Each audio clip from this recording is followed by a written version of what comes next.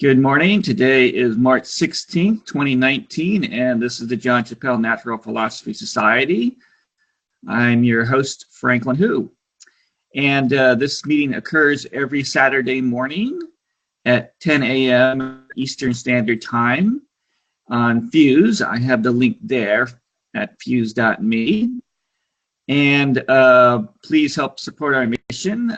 Please visit our website at naturalphilosophy.org, where you can join us and help participate in the discussions. We can also be found on Facebook and social media, and you can find recordings of this conference on YouTube. And we invite you to help us out. We invite you to join hq.naturalphilosophy.org to help promote the society. And rules of conduct are to please treat all participants with respect. And if you're not speaking, please make sure to mute yourself and to not share your camera. But if you are speaking, then please go ahead and turn on your camera and your microphone if you have that. And we have our upcoming conference here coming up at the University of Washington, June 26th to the 29th. I would encourage everyone to come there. We have our keynote speaker, Dr. Gerald Pollack. So today we have an open discussion. So I would like to open up the floor for topics that people would like to discuss. So I know we've had quite a few topics going on with the email. So is there something there you want to talk about there? Like Harry, I know you've been quite active in the discussions.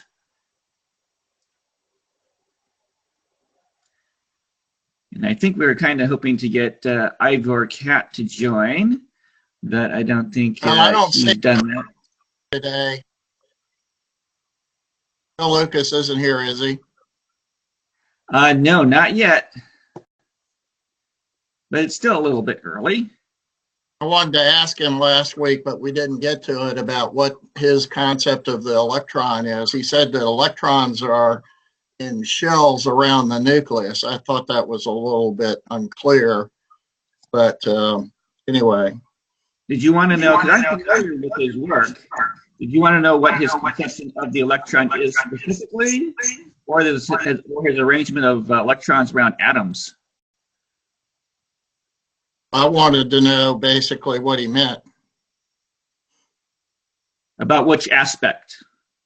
I could Well, tell you electrons are in shells around atoms. What does that mean exactly? Well, that was my question to Bill, but I don't see that Bill's here. If you go to his Common Sense website, you know, he shows I looked at that. some of his atomic models.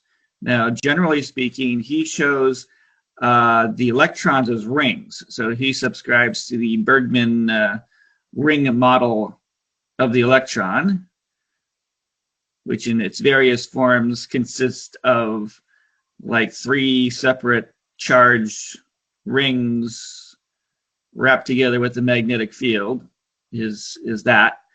But around atoms, he has done things like hung ring magnets on strings and has observed, you know, what is the natural position for those rings to take up, you know, if you have a bunch of these things here.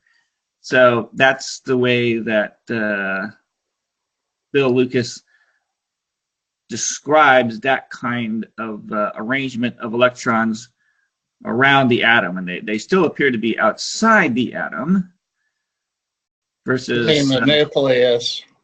Yeah, there's still the concept of the nucleus. It's just that these the electrons are just kind of maintaining a stable position, although that might be fine for a few levels, but when you get to something like uranium, it's a little bit hard to see how the mainstream can support, you know, the conventional thing is that you've got the shells, they're like SPD, and there'd be like 5 of them expanding out from the nucleus, which is this tiny little speck. So it's just a little bit hard to imagine how all of that actually maintains its stately balance, and why it just doesn't just immediately fall apart. But I don't know if that is basically what Bill Lucas's take on that would be.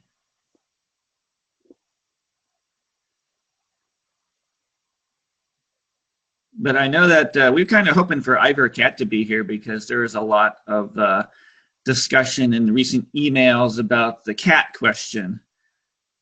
So I was wondering, Harry, could you take us through that? I mean, what exactly is the problem they're talking about? Let me see if I can find the relevant websites. Well, it's not that complicated, really. It's a pretty simple question. The question is, if the electromagnetic wave is moving on a transmission line at sea, and we all know that current in the form of electrons doesn't move faster than a couple of centimeters per second, how does the current keep up with, how does the charge, okay, that must produce the electric field in the electromagnetic wave that's traveling at sea, where does that charge, how does it get there? Because it can't travel at sea to keep up with the wave, so the wave would have to go faster than the charge that's producing it inside the wires. That's really basically all it is. You follow that? Okay, so how does that challenge the mainstream notion that electricity is just the flow of electrons? The current in the wire can't go fast enough. I mean, that's pretty obvious. Harry, are you saying that with wave phenomenon, then really the thing that is traveling, the actual particles of, say, air, don't have to travel from point A to point B. The wave, we know, travels much faster, even though the particles themselves don't travel at all, right? So I think that, would that be an adequate refutation of that argument? That what argument are we talking about? The question is pretty simple, although the way Ivor talks about it can be kind of confusing. And essentially the question is, if we know that the TEM electromagnetic wave travels, which is between the wires, travels down the wires at some velocity approaching the velocity of light, usually slightly less. And we know that electrons can only go a few centimeters per second, okay, within the wire.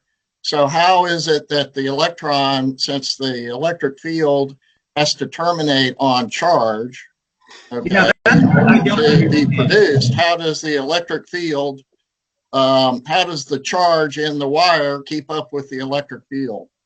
Well, that's the part I don't understand. This thing about the charge has to terminate on, that's like, I don't understand that. What does that mean? That doesn't make any sense to me. It's Gauss's law, because the physics books say that charge creates electric field. Yeah, but the electric field generally doesn't have to terminate on anything. If you have an electron sit in the middle of space and nothing else around it, you're just arguing, you're just doing your typical scrambling up the discussion. That's the question. You asked what it was. You asked what it was. I explained to you what it was, and then you launch into your confusing rhetoric. No, I mean, that doesn't make any sense. The electron has to terminate somewhere. Harry, why does it not make sense? Because where would it terminate to? The electrons inside the wires. Let's see, we're getting a pretty strong echo here. Is everyone else muted except for whoever's speaking? Because if so, then that may be just be coming out of something going on with you, Harry. Whenever you talk, we're getting a strong echo. Maybe you need to speak a little bit closer to your mic. Well, the echo seems to be gone, so I don't know what happened there. It was probably my microphone. This is Bob Gray. Harry, I don't understand what the issue is with that description, because if I put a length of wire, say a straight wire, between two very large capacitor plates, the capacitor plates generating an electric field, so that electric field is already set up. Now, if I put a piece of wire in there, all the electrons are going to move because... Well, wait a minute. False assumption alert. The mainstream says that the charge creates the electric field. The charge on the capacitor plates. The charge has to flow in the capacitor from outside in order to create the electric field inside the capacitor. Right. So Yes. I'm trying to understand, when I put this wire into that electric field, the electrons... A wire in the electric field. What are you talking about? Well, you're talking about a waveguide and a pulse going through the waveguide. No, it's a transmission line. I'm sorry, yeah, transmission wire. So I'm trying to understand, is he saying that the electrons don't keep up with the wave pulse that's going down through the transmission wire, and that's Correct. A problem? That's exactly correct. Well, that's obvious that they don't keep up. Exactly. So the question is, how does the going forward, is charge this a keep up compression with the wave? Okay, Well, they and don't. what's I the mean, explanation it's of obvious that? that they don't need to. Unlike any wave phenomenon, the particles involved in the wave are mostly stationary, right? I mean, that's kind of how I would address that whole issue, saying that what you're basically you addressed it by essentially creating a new theory of how electromagnetic waves work. Now, effectively, yes, I'm saying that whether you are transmitting, like, say, a radio wave, I would say that, and this is just a hypothesis, you understand, that when we're dealing with signal transmission, that... It's not what you would say. The question addresses you experts who write the textbooks, explain this to us. Yes, That's and they would explain it. the question. The wire, you experts who write the textbooks, the experts in the field, explain how this works. Okay, so they ignored him for a number of years, and then eventually he made a big, made enough noise that he got that two experts answered the question, and they came up with two different answers. Okay. So what were the two different answers that they gave? Well, one guy said that the electric field that the electrons followed along from the west of the wire. Okay, so if you draw a picture, it would be from the left-hand side or the west side of the wire. And another guy said that the electrons rise up from within the wire, okay, to the surface of the wire, okay? And that's now people call that the Mexican wave answer. Okay. Recently, a couple of years ago, there was a paper that appeared in one of the journals in which they reiterated the Mexican wave explanation. So what they say is that as the wave travels along the wire, the electric charge within the wire rises up, okay, as the wave passes by.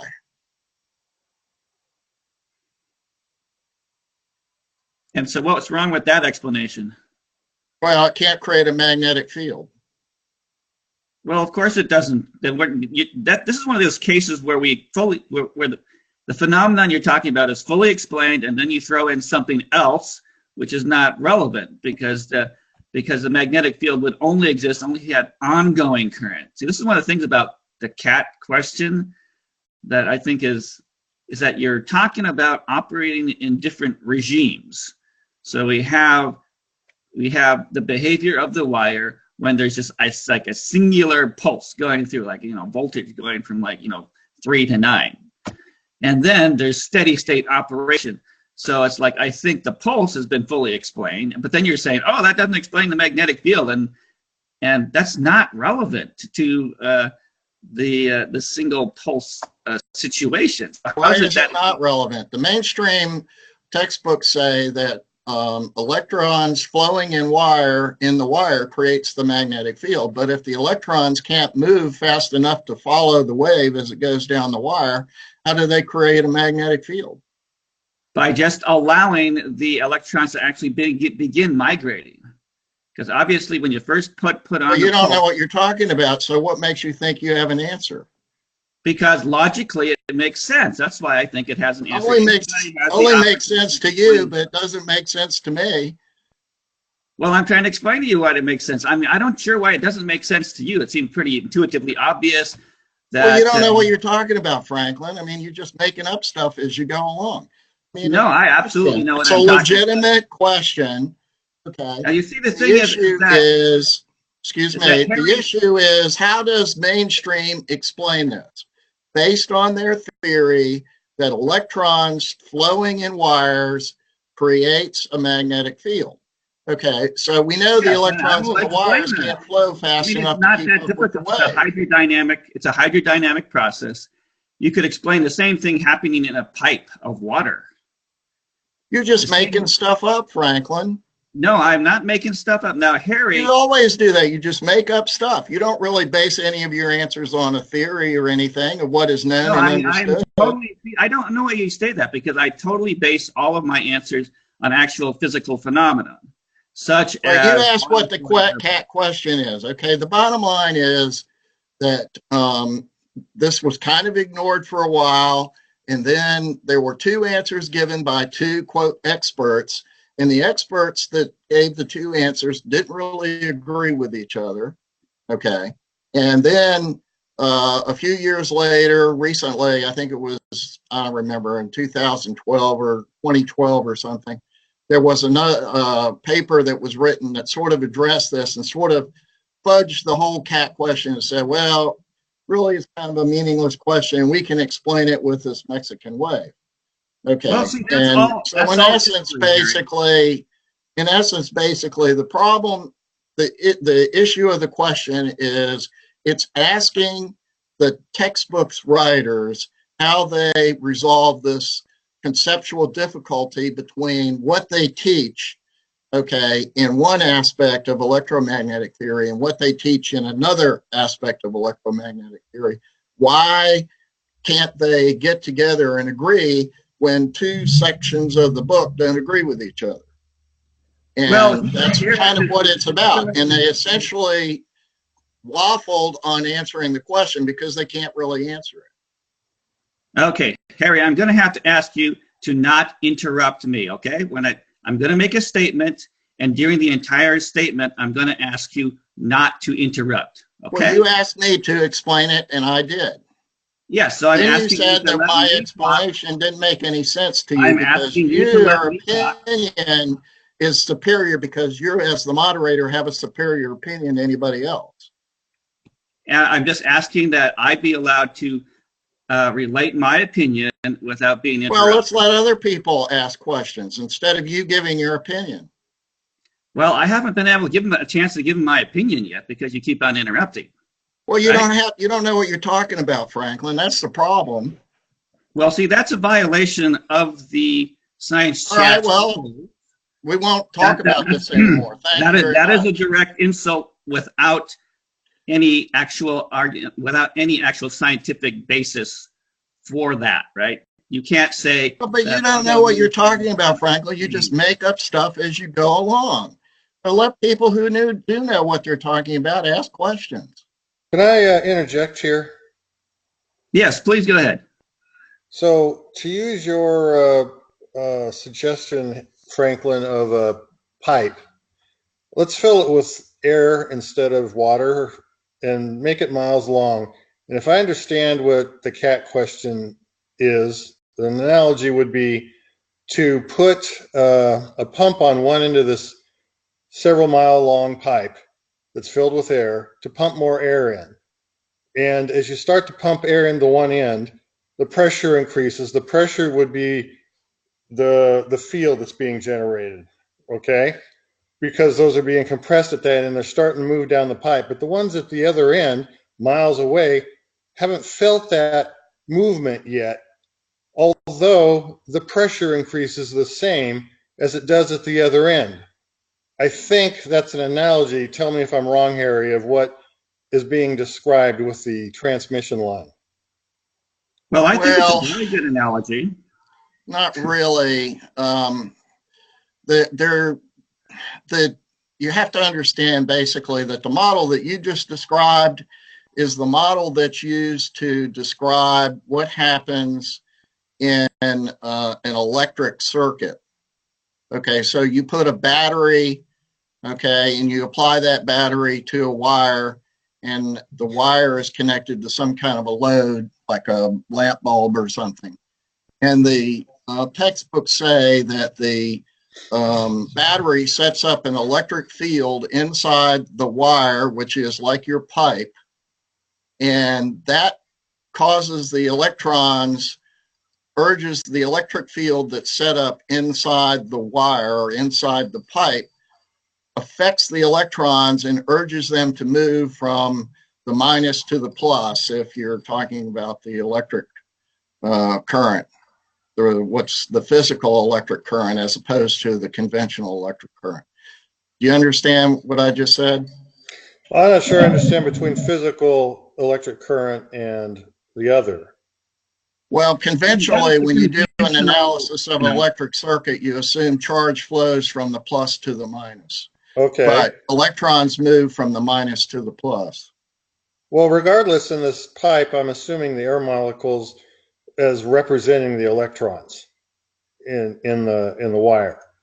But Yeah, but the pressure that supposedly zips down the line at the speed, or down the pipe at the speed of light, is the field that we're seeing with the Catt question. Yeah, that's the speed of sound. I mean, if you put a speaker at the end of your tube and you turned it on, that sound would travel at the speed of sound, very fast. Correct.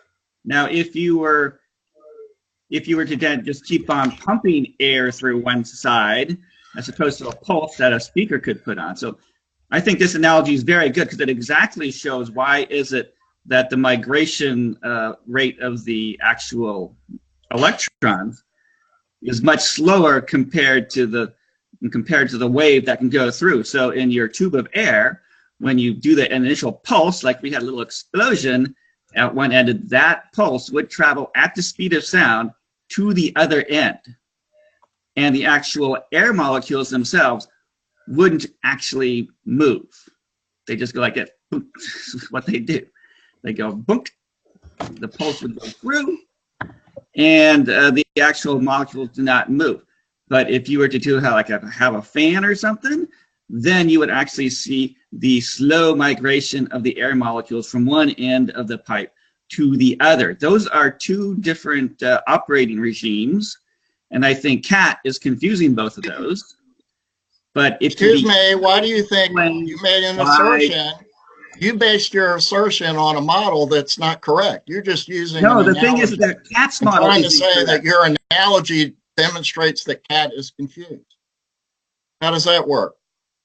Because Catt doesn't understand that the wave, which is like sound wave, travels very much quicker than the net migration of the electrons. He's complaining, like if it's truly the problem that he can't explain why is it the electrons don't catch up with the wave, then that is fully explained by the same analogous situation of a tube filled with air or water or whatnot. The tube filled with air is the wrong analogy.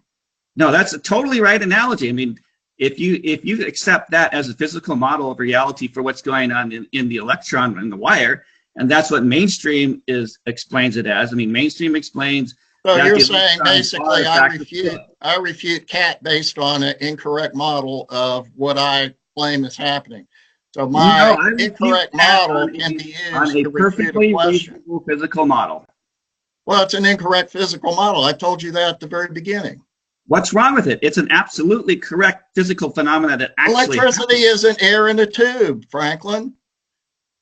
Yes, electricity is exactly like air in a tube. If you're looking for an explanation, well, that's basically what we've established. What we've established is that people have different concepts of electricity, some of which work, some of which don't work. And your analogy of air in the tube doesn't really make any sense as far as the facts of electricity are concerned. But that's what you want to think about it and how you want to think about it. I can't convince you that you're wrong. Because it explains what's happening. I mean, it eliminates this whole Catt question. If How does it eliminate the Catt question? Flowing, as mainstream says, I mean, I do believe that electricity is a flow of actual physical electrons through wires. I mean, that's the question here. Is that so essentially what you're saying is Catt is wrong because you believe that electricity is a flow of electrons through wires. That's essentially all you said. Yes, I'm saying that Catt is wrong. So that's just a statement of faith. That's not a proof of anything. Well, the thing is that Catt question has to, like, in order for that to be a problem, it has to show that mainstream can't explain that. And I just showed you, yeah, mainstream can totally explain that. It's not a big deal. Okay. In which case you shouldn't have brought it up. Why did you bring it up? Because I don't know why people are discussing this thing. It seems fairly obvious to me that what Catt is describing is easily explained by the mainstream theory, that we don't have to go to. Yeah, but I just told you they couldn't explain it, and they haven't explained it. I just told you that. But you said no, it is explained by mainstream when I told you that they couldn't explain it. So it seems to me you're the one who's confused. No, here at the Natural Philosophy Society, we are here to essentially, Franklin, all you're doing is just expressing your opinion. You ask a question, then you say, what I said was wrong because it doesn't agree with what you think. Well, you presented a challenge. We presented a challenge. Ivor Catt has presented a challenge to the You asked me to explain it. I explained it, and you said that it was wrong. No, I'm saying that it your explanation of why it was wrong was based on your opinion. Your uneducated opinion. I haven't actually said anything that you said was wrong, because all you were doing was explaining the nature of the Catt question, and we thank you for doing that, which is trying to explain. I think you should stop expressing your opinions as moderator, okay? And as soon as somebody says something, you jump in and say, that's wrong. You do that all the time. Well, I think someone has to jump in and say some things either sound correct or sound incorrect. That's the nature of that's your problem, not mine. Because the thing is that if we keep on allowing people to put forth arguments that, which should have been killed long ago. That you don't agree with. There are arguments that you don't agree with, and so you say they're wrong. And I have reasons. I mean, there's a difference between saying they're wrong. But it doesn't make your reasons right.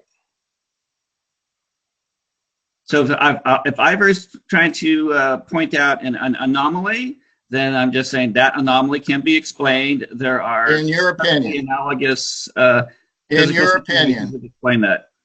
In your opinion. Of course, all these things are in my opinion. This is what science is. Science is about coming up with opinions and seeing whether people generally agree or disagree with your opinions, and then performing experiments to see whether these things are actually true.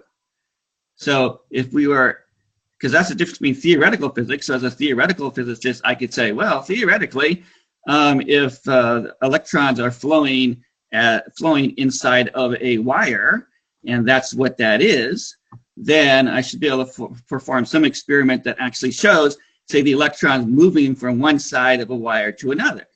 Now, they've actually done stuff like that.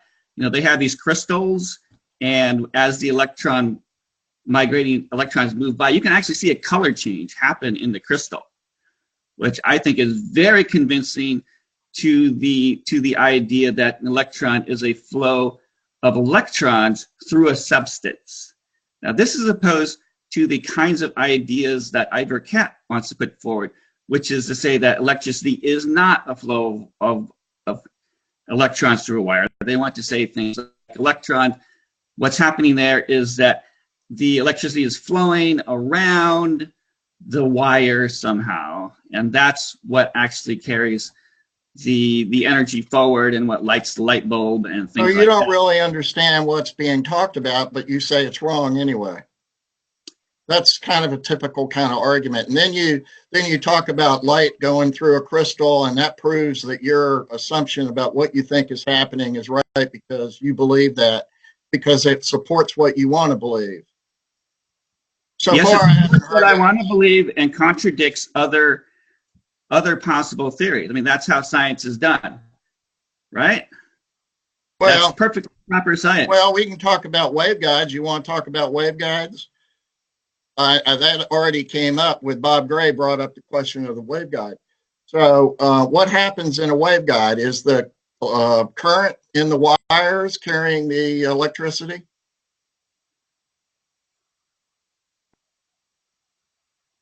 Yeah. But there's no circuit there. It's just a hollow tube. And your point? The electrons aren't carrying the electricity in that case because it's an open circuit. There's no wires. There's no wires that go around in a circuit. So how is the power going through a waveguide? Well, a waveguide is guiding waves. So obviously the power is going through by the waves, just like, a sound wave. So, but you just told me the electricity is electrons flowing in wires. Now you contradicted what you claimed to believe that was true. Now you basically said that what you said before was wrong. Phenomenon. You're talking about either radio waves, and radio waves don't travel by electron. I just wish you wouldn't bring up a topic in which you have a strong opinion that you disagree with, and then want to spend the whole time trying to refute the argument, and dominating the discussion. I think we should talk about something else. Well, this is called a debate. I would say that you're talking as much as I am, so. And that's good. That's what a debate is. That was one of the topics that I tried to bring up in the previous science topic, which is that we need to truly debate the issues here. We just can't, you went back to the argument. You don't debate, though, Franklin. You just assert that you're right. Well, I always try to think, I will express what I think is correct, right? Why would I express something that I think is wrong? And so if I hear arguments that aren't supported, then it's perfectly within our purview and intent to try and winnow away the ideas that don't make sense. Otherwise, we're just going to be wasting a great deal of money and treasure on ideas that just don't work, right? So and I think that when it comes to physics, that there will actually be one actual true answer here. Everybody can't be right, and that one of the problems with our society here, and we've seen this over and over again. I've seen it for years and years and years. Is that here again? You're delivering a lecture as a moderator. I think let some other people talk. Yes, and I would appreciate it that as long as I'm trying to make a sensible argument here, that you let people, even including myself, because I would have to admit that as a moderator, I am highly opinionated and probably not the best person for moderator. But since no one else wants to volunteer for the job, you're kind of stuck with me. But getting on with I'm on my soapbox and saying that we do need to, as a society, be more open to debate, and we're not going to make any progress at all as long as everyone is just doggedly sticking to their own little pet theory and is not really willing to accept anything else. So now that I mean, like you're the one who's doggedly sticking to his pet theory. Well, I am also doing that. So, but if you can show me where I'm wrong, then I am happy to listen. So that's one difference. If you show me that I'm wrong, like, I admitted I don't understand how circular polarization works. I still don't. I'll sit there. Yeah, I'll say you're right, and I admit that. And that's great, because that's something I can go look into and find out what the problem is there. So I'm willing to move on that. If you can show me something that's actually wrong, right? So, if someone comes up with that analogy that electricity through wires is exactly the same thing as like air in a tube, then you can make your logical arguments on that. Now, to me, that seems to make a lot of sense. So, I mean, that wasn't even my idea. So, well, going to the air in the tube analogy, what travels in the tube is the wave, not the air. exactly. That's exactly what is going on. Here you are maintaining that the electrons moving is what carries the energy. No, the electrons aren't moving. It's the wave that's carrying the energy, not the electrons that are moving through the tube. Well, I mean, you could take a look at this. It's like you have AC power, I guess. Now, AC power, the electrons are only moving by, I don't know, by that much, because they're moving back and forth. But they're still moving, and the large part of the energy is being, carried by what you would see as a 60 hertz wave, right? So you can't get those two things confused. And that's what I think is going on in this question, is the nature of energy transmission by wave and energy transmission by actually the bulk movement of electrons through a wire. Well, what makes you think that the bulk movement of electrons through a wire carries any energy? Well, we know that would happen in a hydrodynamic sense, that if I had a pipe and how is the energy carried in that? How is the energy carried in that analogy? What, do the electrons exert some kind of a pressure at the end of the wire? Well, the analogy there is that they have some ability. No, we're not talking about analogy. We're talking about how the thing actually happens physically. We don't want to talk about analogy. Yes, let the moving electrons. The moving electrons do have an impact upon the matter that is absorbing the energy, like whether that be a light bulb or a fan. Right. Well, explain me this. Okay, the electrons are going down the wire, coming out of the battery, and they go into one side of the light bulb, and they come out of the other side of the light bulb on the other wire. But the current that goes in is the same as the current that comes out. So how did any power get transferred to the light bulb to light the light bulb if the electrons going in, the current going in is the same as the current coming out? How did that happen? Any electrical engineer would tell you that while the current coming in and the current going out is the same, you would notice that the voltage on one end compared to the voltage on the other side is in fact very different, that the voltage on the exit. So what? How does that explain how the power got conveyed to the light bulb?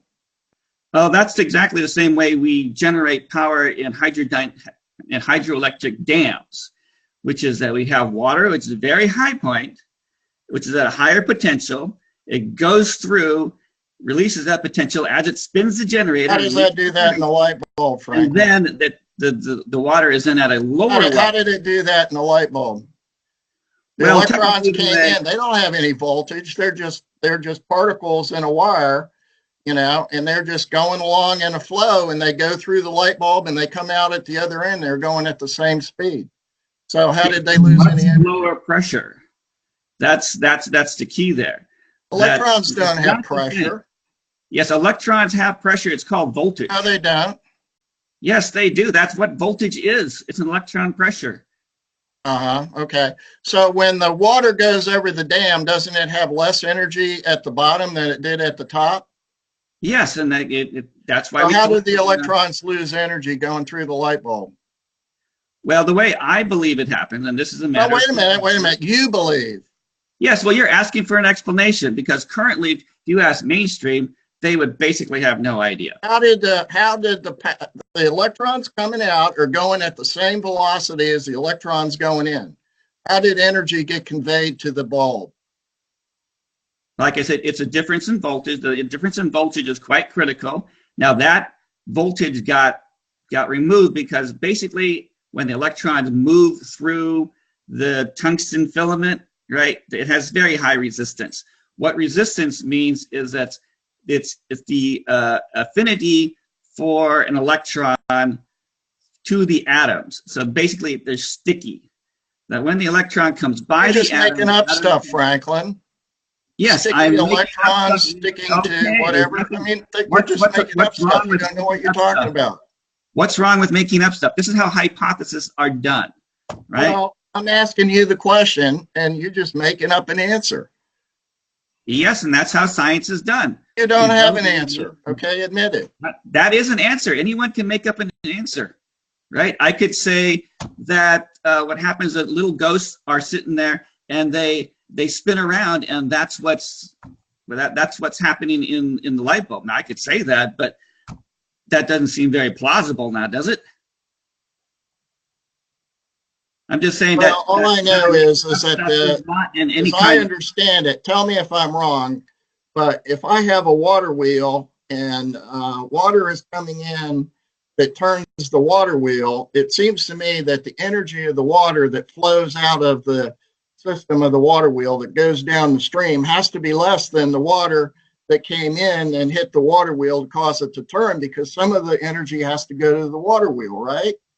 That's correct. That tells me that the energy or the velocity of the water that goes in has to be more than, less than what comes out. But in the case of electricity, the electrons are going in at the same velocity that they're coming out. So how did they lose any energy? Well, I mean, I think that what you just pointed out there, that with the water wheel, I mean, obviously the flow of water coming into the water wheel and the flow of water coming out of the water here is absolutely the same, right? It's totally the same. It is. We know it's that for a physical fact. How do you know that? Because if it wasn't, it would well up like a dam. That's right. It would well up like a dam. I mean, so you're telling me that the light bulb's going to get full of charge? Yeah, it would if if there was any difference in the flow of electrons from one end to the other. They're the same. Yes, and it has to be the same. It must be the same. So there couldn't have been any energy. There couldn't be any energy going into the light bulb if the velocity of the electrons going in is the same as the velocity coming out. So it's the same. Going in is coming out. So there's nothing happening there in that light bulb. Well, you could say the same thing about the water wheel, because the volume of the water coming into the water wheel is exactly the same as the volume. Well, I don't really like this analogy. And therefore, you would say that the water wheel can't extract any energy either. Well, if the velocity going in is the same as the velocity going out, it would seem to me there's no energy going into the water wheel. But we know there is energy going to the water wheel, so there must be something wrong with your argument. Right? Could I have a turn? Because you guys aren't making very much progress. Well, of course not, because he doesn't. the water above the water wheel has. We're not talking about a water wheel. We're talking about electrons in a light bulb. I'll get to that too, but you were talking about both. The water that's at a higher altitude has more gravitational potential, or whatever you would call it. When it's at the bottom, it has less of that, and that loss of energy is converted to the rotation of the wheel, which is then loaded wherever it's loaded on the grindstones or whatever. The same thing with the electricity. How do you know that? You're just saying the same thing happened with electricity. It's just that's just an assertion on your part. Well, I did not say anything about electricity yet. You just made an assumption. Now, I understand that you're in a bit of an antagonistic mode because you're talking to Franklin, but I didn't even finish, and you're making an assumption about what I'm going to say. So you got to recognize that when the electricity does lose energy at the light bulb, because it gets converted to heat and light. That's what I was going to say. Now, so how did that happen? If the electrons going in is the same as the electrons coming out?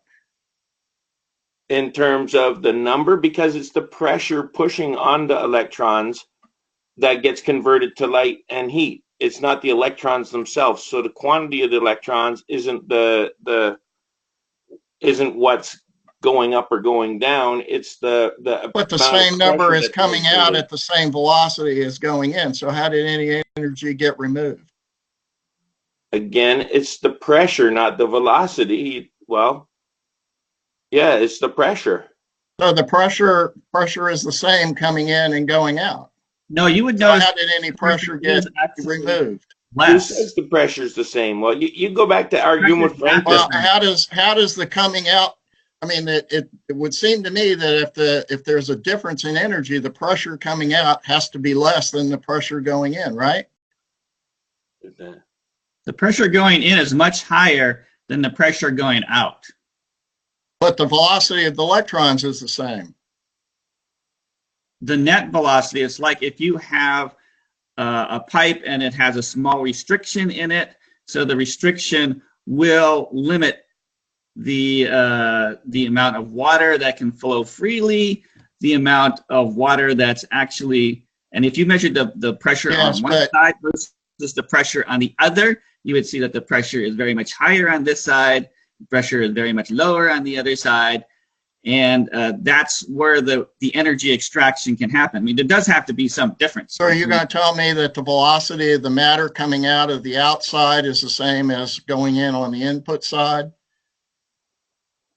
Yeah, basically over the same input pipe. So that would say that the velocity of the electrons coming out has to be less than the velocity of electrons going in, right? Well, you would see that there, if you looked at the actual spacing of the electrons, you would see that this is what I mean by pressure, is that the You're spacing just making stuff up now, Franklin. further apart than incoming. So the pressure coming out, the amount of velocity of the electrons coming out has to be less than going in. Otherwise, there would be no loss of energy, right? No, that's incorrect. The actual. Why would that be incorrect?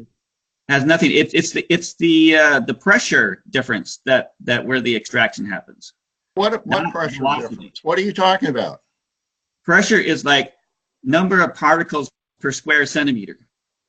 So that means that the amount of matter going in, okay, the force of the matter going in, when it comes out, it has to come out at a lower velocity, right?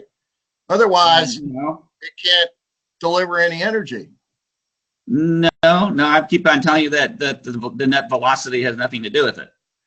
It has to do with the pressure, which is whatever medium you're talking about. It's the number of particles per square centimeter on one side versus the number of particles per square centimeter on the other side. Now, you can flow at the same rate, but be at a much lower pressure. Well, something has to be different. You can't have the same going in as the same coming out unless you lose something in the process, right? Yeah, and you lose pressure. Do you understand that? I keep on telling you it's pressure, and you don't seem to recognize that. What? That the pressure difference.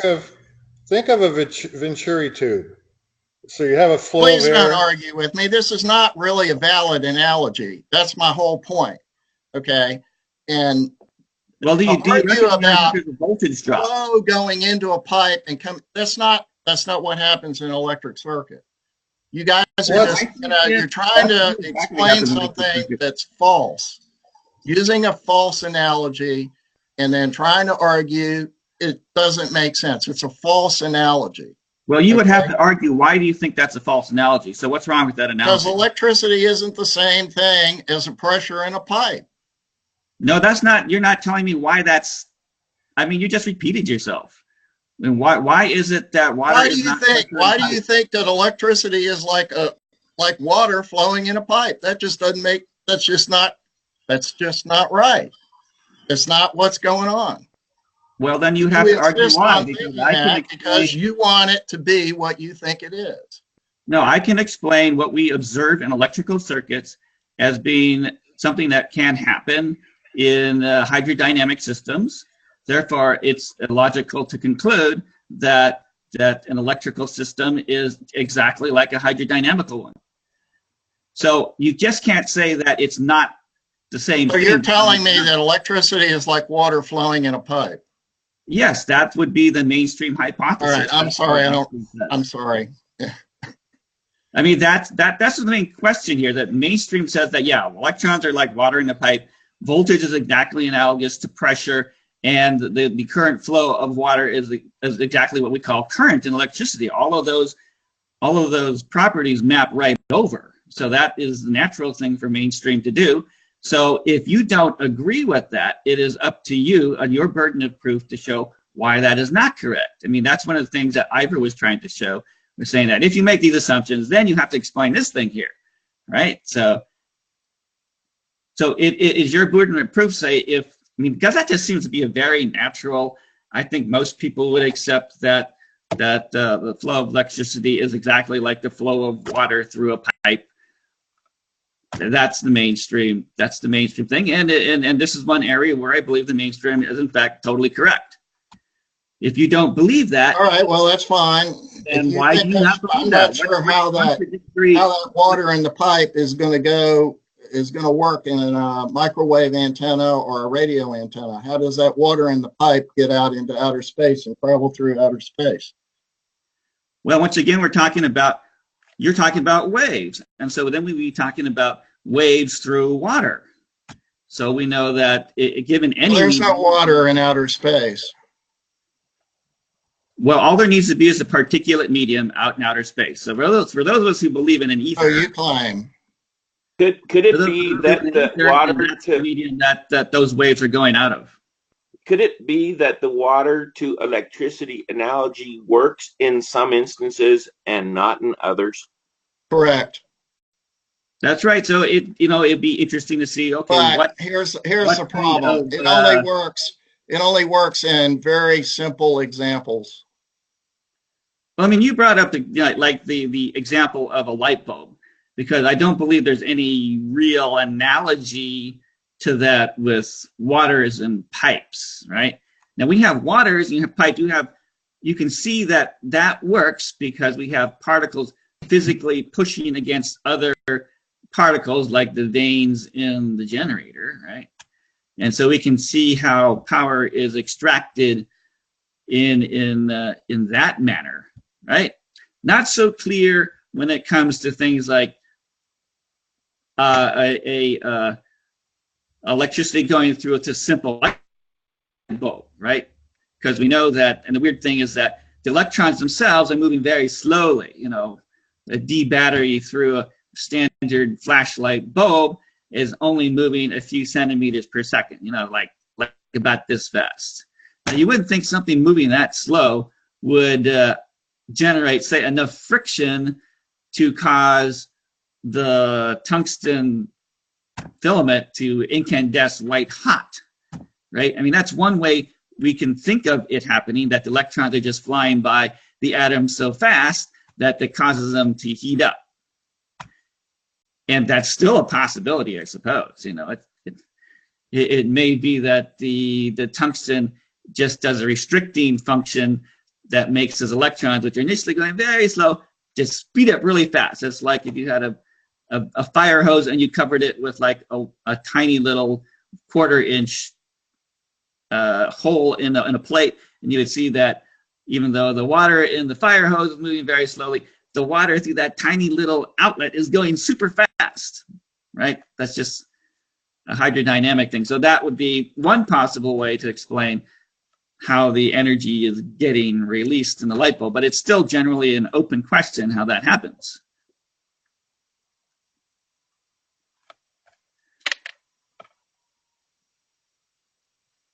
But I think going back to the main question of, is electricity a flow of electrons through the wire? In the case, it is fairly analogous to anything flowing through any kind of pipe, whether that be water or air. How does it happen that the electricity flows? How do you get pulses that go down transmission lines that are open and don't have a complete circuit if the electricity is flowing through a pipe, in which case there's no longer any pipe, it's open at the end? So how does electricity flow around the pipe when the pipe's broken? Explain that to me. You're talking about wave phenomenon, and we just have to go back to our... So now we're talking about wave phenomenon. So yes, suddenly you were telling me electricity is water in a pipe, like water in a pipe. Now we're talking about waves. Why are we doing that? Because water in a pipe also carries waves. And you can see that if you had a pipe and it was closed on one end, and you put like an explosive sound. So what's the electricity? The waves or the water? Tell me. it's a wave has to have a medium. Those mediums would be either the air particles or the electrons. So if you have a closed tube and you put a sound input wave in one end, it will travel to the other end. And it doesn't involve the net migration of the air or the electron molecules. That's how that happens. So that's how I explain that. Where it's appropriate, we should be using the word propagate instead of flow where it's appropriate. Yeah, I think that's correct, because when you have wave propagation, that doesn't imply that there's a net migration of your medium from one end to the other. Now, when it comes to electrons, it can actually migrate from one end to the other. But in order to get a reaction from A to B, does not actually require that actual motion. All you need is the propagation of a pressure wave across that medium to see those other effects. So once again, this is you're operating in two different regimes, and you have to be able to understand that those two things are completely different. So you can't. You think they're completely different and not the same thing? That's where the problem arises. As long as two you're different saying, phenomena. wait a minute, hold on. What you're saying is, I can explain this way when I'm posed with this difficulty. And when I have another difficulty, I'll explain it in a completely different way. No, that's not really how you do it. You have to have one correct explanation for both cases, and you don't. Yes, in both cases, there is a particulate medium constrained by by a physical barrier. Okay, so radio waves don't have a particulate medium, and they go off into space where there's no wires, there's nothing connecting them.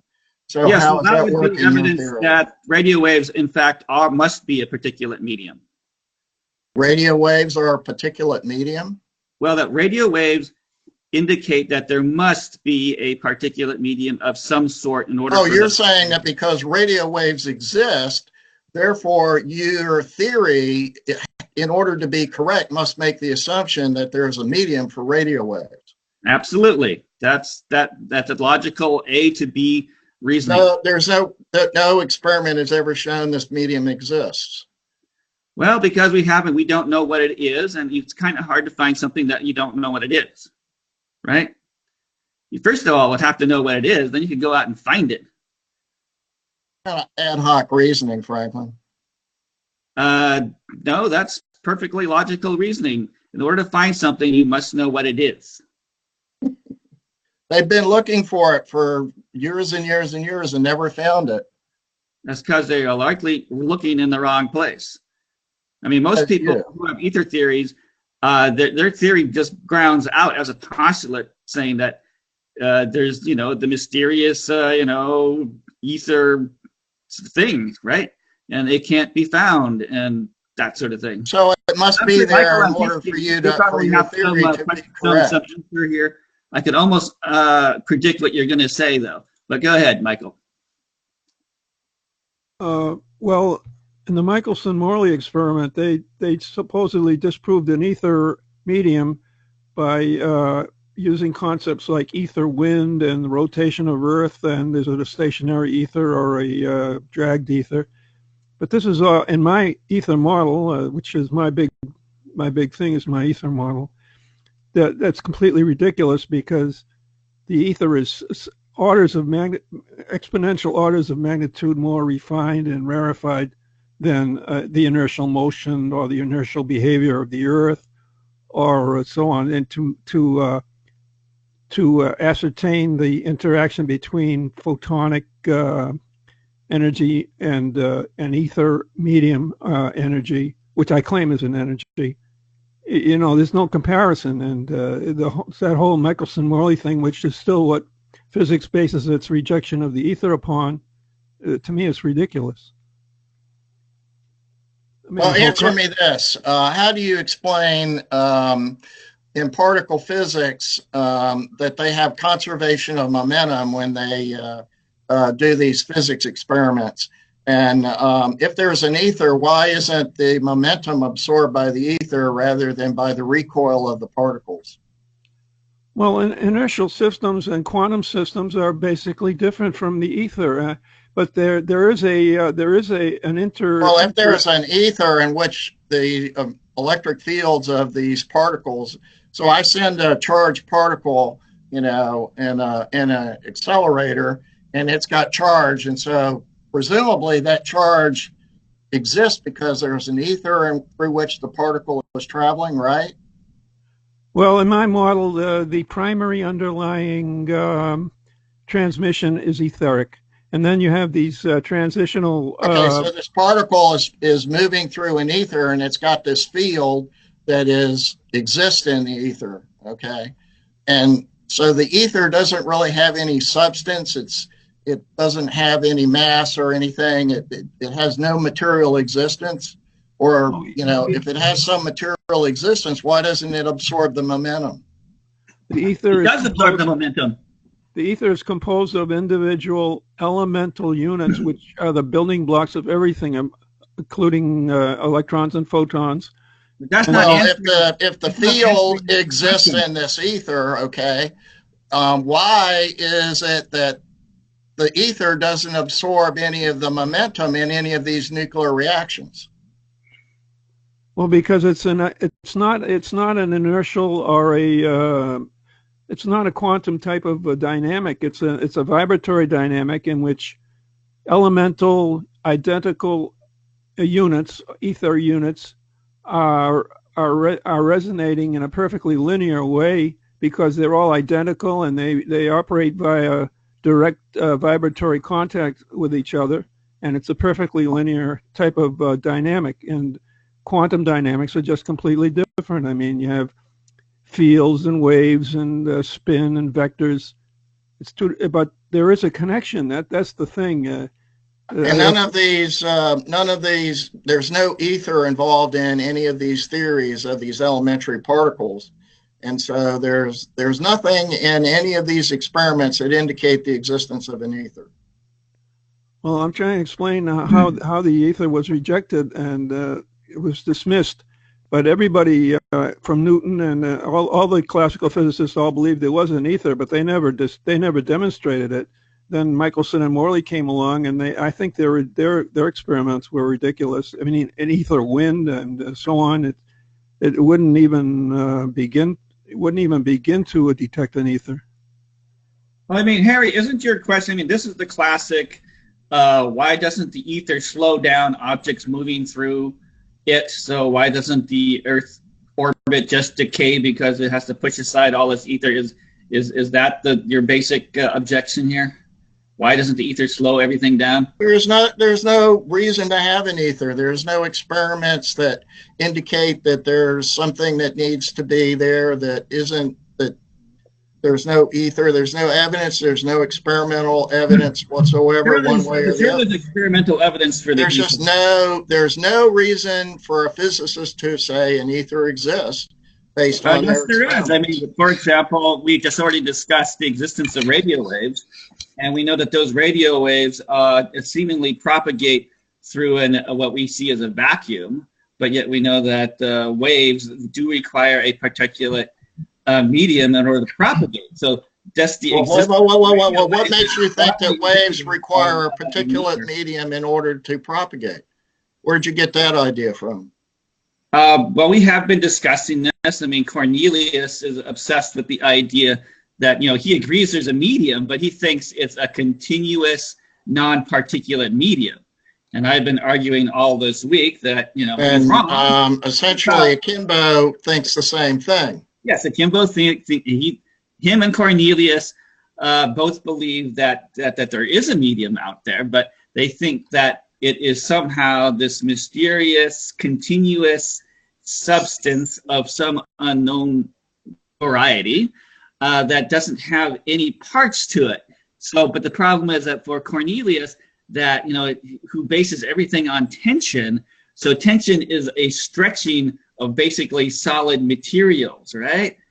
Now, the thing is that if something is perfectly, continuous, then how can it be stretched? Because stretching would imply that you have to somehow increase the volume of space in your continuous substance. And the only way that I can see that happening is if that substance could somehow be separated, right? And as soon as you allow any separation in your continuous medium, it's no longer continuous. It's particulate, right? So that's the only way I can see that anything like a stress or an expansion or any kind of elasticity can occur. But if you're dealing with particulate medium systems, then it's obvious that the space between the particles can change. So the particles themselves can remain exactly the same size. You can just vary the spacing, and that will allow it to stretch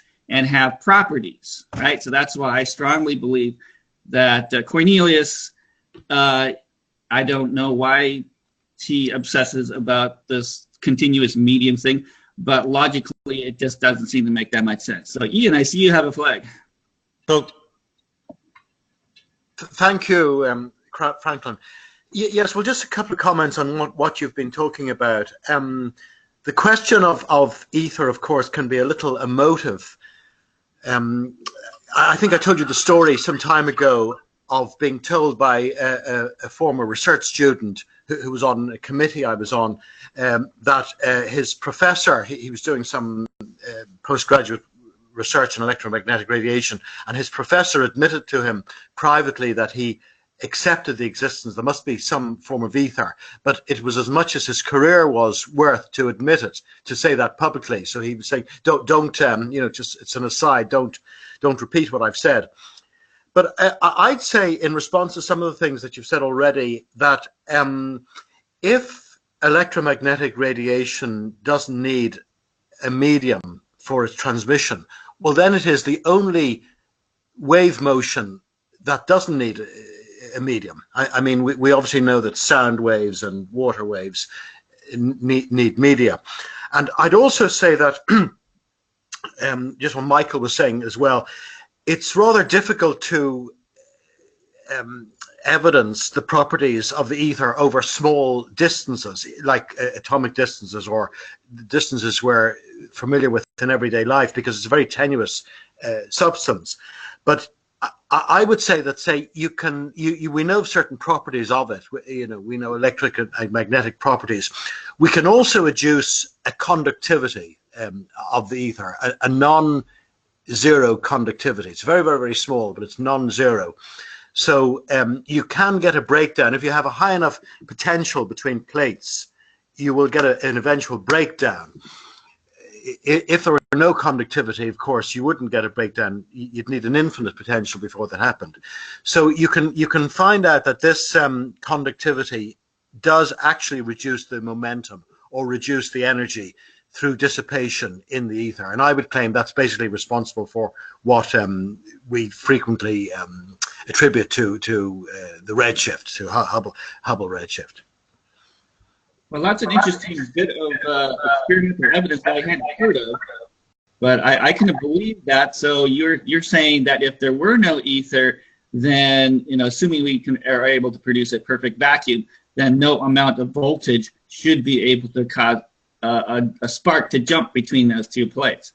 But you're saying that since we do observe that there is this conductivity, that there must be something that it can actually bridge the gap. So that would, you know, in contrast to Harry saying that there is no experimental evidence, well, that would be an experimental evidence saying that there is something that has measurable properties that allow physical properties like a spark jump to jump across perfect vacuum to happen, right? So I think that's very interesting. Okay. So what is this ether then? What is it? Well, if you ask me, it's a positron electron C. I've been saying that forever. So I think to conceptualize the ether, you have to realize that there is an etheroidal transitional process going on in which quantum units, quantum order size units are formed, and that you're talking about also an elemental ether, which is vastly more rarefied, and where actually I believe all these energy things start, because it's perfectly linear type of resonance that goes on between them that's vibratory and they're identical elemental energy units. And Yes, that's, but the that's problem where there is we don't have any experimental evidence to suggest that elemental etheroidal unit exists. None whatsoever. well, it's Well, you logical. just contradicted yourself, Franklin. I'm not contradicting. I'm just saying that if you're going to base your ether off of this basic etheroidal unit. Well, you said that an ether exists and there was an experimental proof of it. And now you're saying there is no experimental proof. So No, what I'm is saying it? that Michael is starting with his basic etheroidal unit. I'm saying that that's a problem. Well, you did the to- same thing. I think he could say that what you claim is wrong too. No, I'm Well, saying I'm that the saying that elemental units are different from the there's a etheroidal positron units. electron C. There's a big difference between your ether consisting of something that we recognize, which is a positron electron C. I mean, there are actually lots of experimental, once again, there are experiments showing that the ether exists. For example, we have the Lamb shift, which is recognized by the mainstream, and they say that space is filled with this quantum foam, which constantly has virtual positrons, electrons popping out of it. So the ether is recognized in the mainstream as this quantum foam concept, and actually the Lamb shift does require that space be filled with positrons and electrons, basically, because this is the only way it can cause that shift if the electrons must be immersed in the sea of positrons and electrons. I call them virtual, but I would just generally say that they're not So virtual. by calling it virtual, that doesn't mean that means it doesn't really exist. Well, it has to exist in their equations when they calculate what actually happens. So it's nothing more than an abstract mathematical equation. Yes. So the mainstream ether is essentially just a mathematical equation. Well, when you come down to predicting theories like that and how things should work, then yes, this is where math actually does a good service to physics. Okay, well, I'm kind of confused now. I still don't understand how there's experimental evidence for and against the existence of the ether. So I'm confused by all this. Well, if you think that the ether is a positron electron C, then you would predict that you could break up the positron electron C and see individual positrons electrons. And most certainly in pair production, we have evidence of that happening. The other thing that you would predict is that if the ether is made out of a sea of positrons and electrons, that if you reacted a positron electron, it would go back into the sea and you wouldn't be able to see it. And that's, of course, exactly what we see. Okay, so assuming that it's a positron electron C, how does this positron electron C, how does that cause electricity to do what it does? Well, electricity is a flow of electrons through a wire. Wait a minute. Now you contradicted yourself. You said, well, it has to be something to do with the ether, and now you're talking about electrons flowing through a wire. Because the ether is the medium on which everything sits. Electricity is the specific phenomenon of electrons flowing through a lattice, an atomic lattice. Franklin? You can't say that electricity is the ether. No, electricity is not the ether. The ether is, say, this positive electron C, which surrounds everything.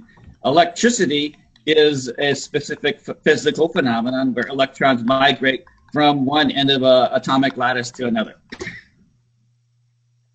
Right? So, Alistair, you have a comment. Yeah, I actually had a few comments. One, there are plenty of theories that suggest there is an ether of different types. The one you mentioned, quantum foam. There's also quantum loops. There's also quantum strings. There's electrochromodynamics and quantum chromodynamics. There's dark matter and dark energy. What are they if not something which is so rejected by the mainstream? They got an awful lot of names for it. Well, I don't know that they're rejected. We believe in dark matter and dark energy. What are they if not a medium of some sort? Well, it's only called dark because they can't explain it at all. So that's doesn't really qualify as a medium. Right, but we have observational confirmation that something exists, because otherwise the motion of galactic arms would be different than it is. So we do have some reasons to believe that there is an ether of some sort. Otherwise, why would these guys all have these theories like quantum foam and quantum loops and quantum strings and so on? If there was no belief in an ether whatsoever, none of those would exist. They're trying to explain what they can't explain. Right. But the point is, they're making up stuff. That implies that there's something they cannot explain. Exactly. Which implies that there must be some observational reason for them to believe that there's something they cannot explain. Otherwise, they wouldn't be trying to explain it. What are they trying to explain if not some observation that they can't explain? Well, that follows, yeah. We started off with talking about the Catt question, and the Catt question is the same thing. There's an observation that they can't explain. Asking, right, how do you explain this phenomenon? That's what the Catt question is.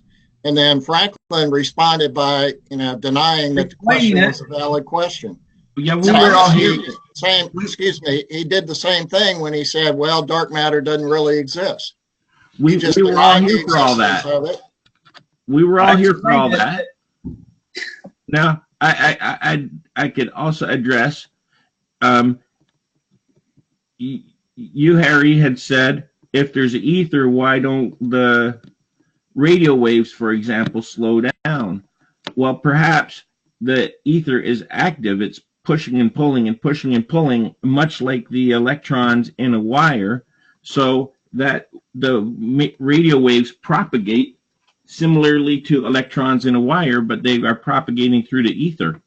So there's no, I don't see that as a barrier to the existence of an ether, that these radio waves don't slow down. The reason that they manage to propagate at all is likely because of the ether. I don't think Harry is saying that radio waves slow down. No, he's saying they don't slow down. He said, why don't they get absorbed by the ether? And I'm saying, well, because the ether is active. It is the reason they get pushed and pulled.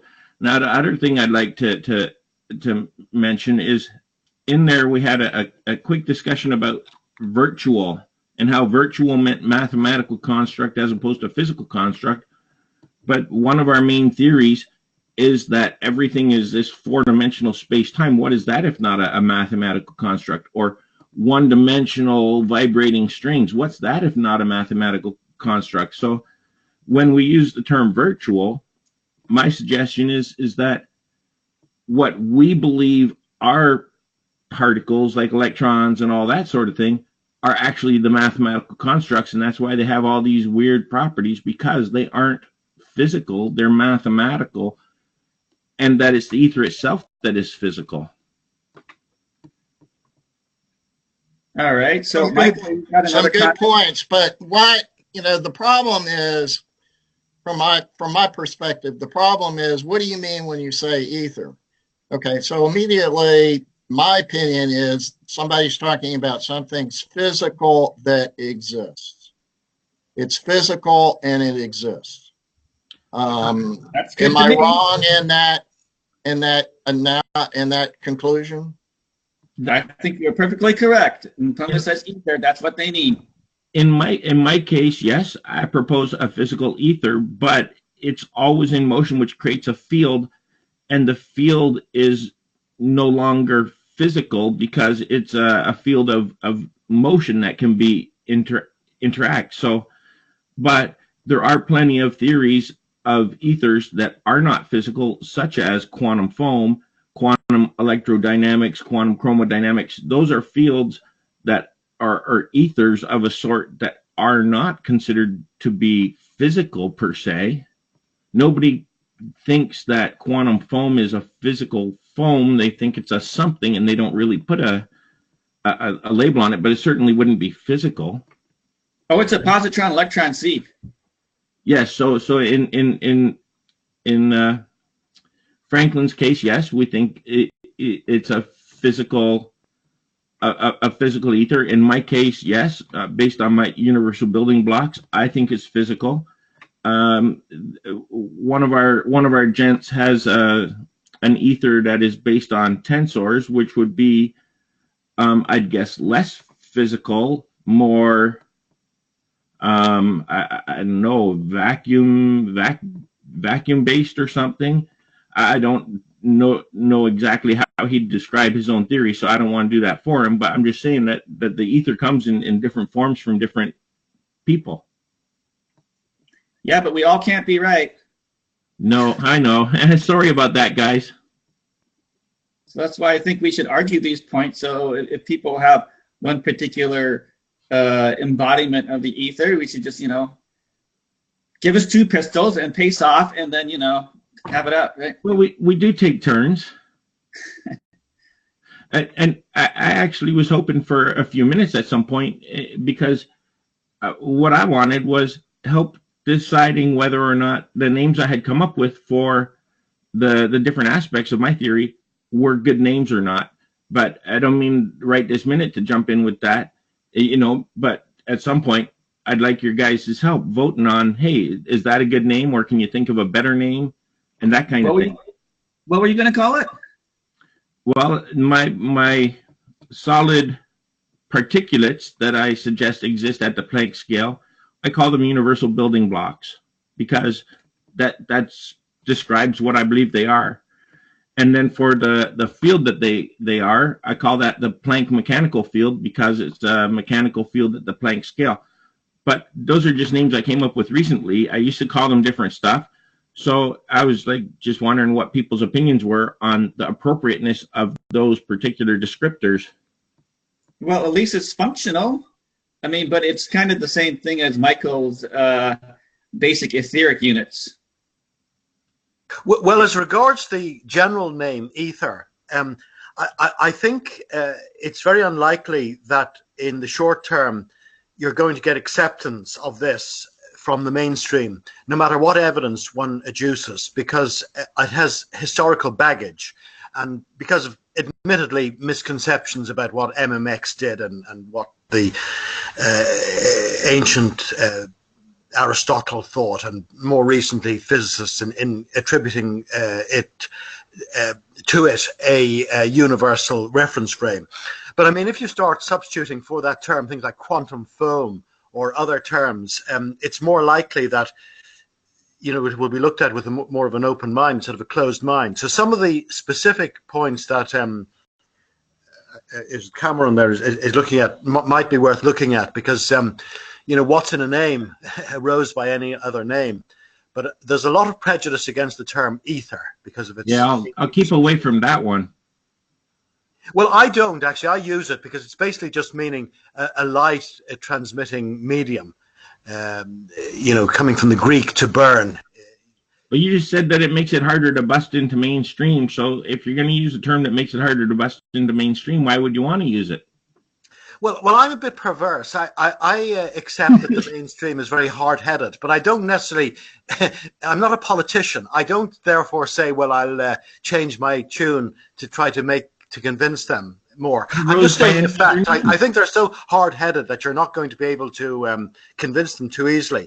But I think I'd stick to my own term of ether, despite what I've just said, until I get a better one. Fair enough. I should tell the mainstream scientists that their quantum foam is a positron electron C. See, and then they might believe me instead of saying the ether is a positron electron C, right? Maybe that would help. Yeah.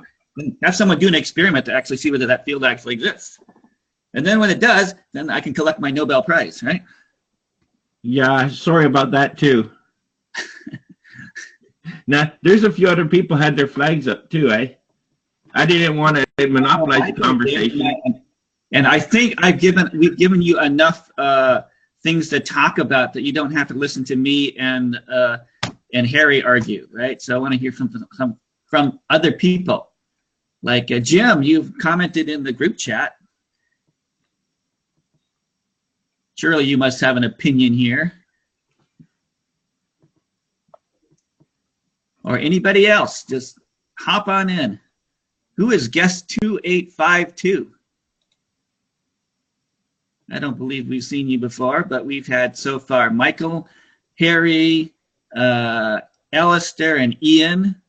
joining today's conversation. Can you hear me? Yes, Jim, we can hear you. There's two of you, in fact. Yeah, I think trying to understand the detailed physical mechanism of the ether is premature. That first we have to establish experimentally that there is one. And I think, as I mentioned in the chat, that maybe we actually have. Well, what do you think the previous discussions about whether electricity is a flow of electrons through a wire? Well, if there's an ether that has a variable density, and that density changes as you go through the light bulb, then that would be more a better explanation for where the energy went. So the density of the ether before the light bulb would be its higher potential, higher density. Are you saying that the flow of electricity is a flow of ether? Yeah. That would be another different way of looking at it. Yep. But I still think it's a flow of electrons, a very specific physical particle. Well, the electrons flow, but they're not what they're not crucial to the electric phenomenon, or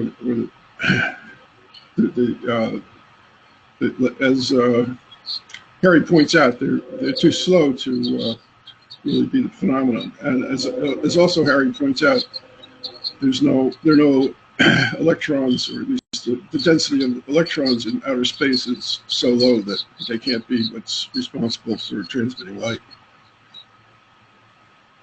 Well, that would certainly be true. There were some arguments going on the email saying that and that atomic hydrogen was like the ether, but that's not right. The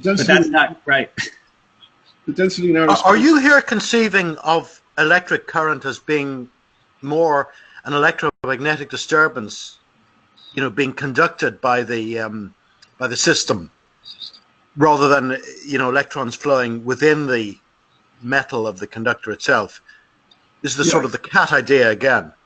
Yes, and again, when you talk about the flow of a liquid in a pipe, it has to expand when it goes from a higher pressure to a lower pressure.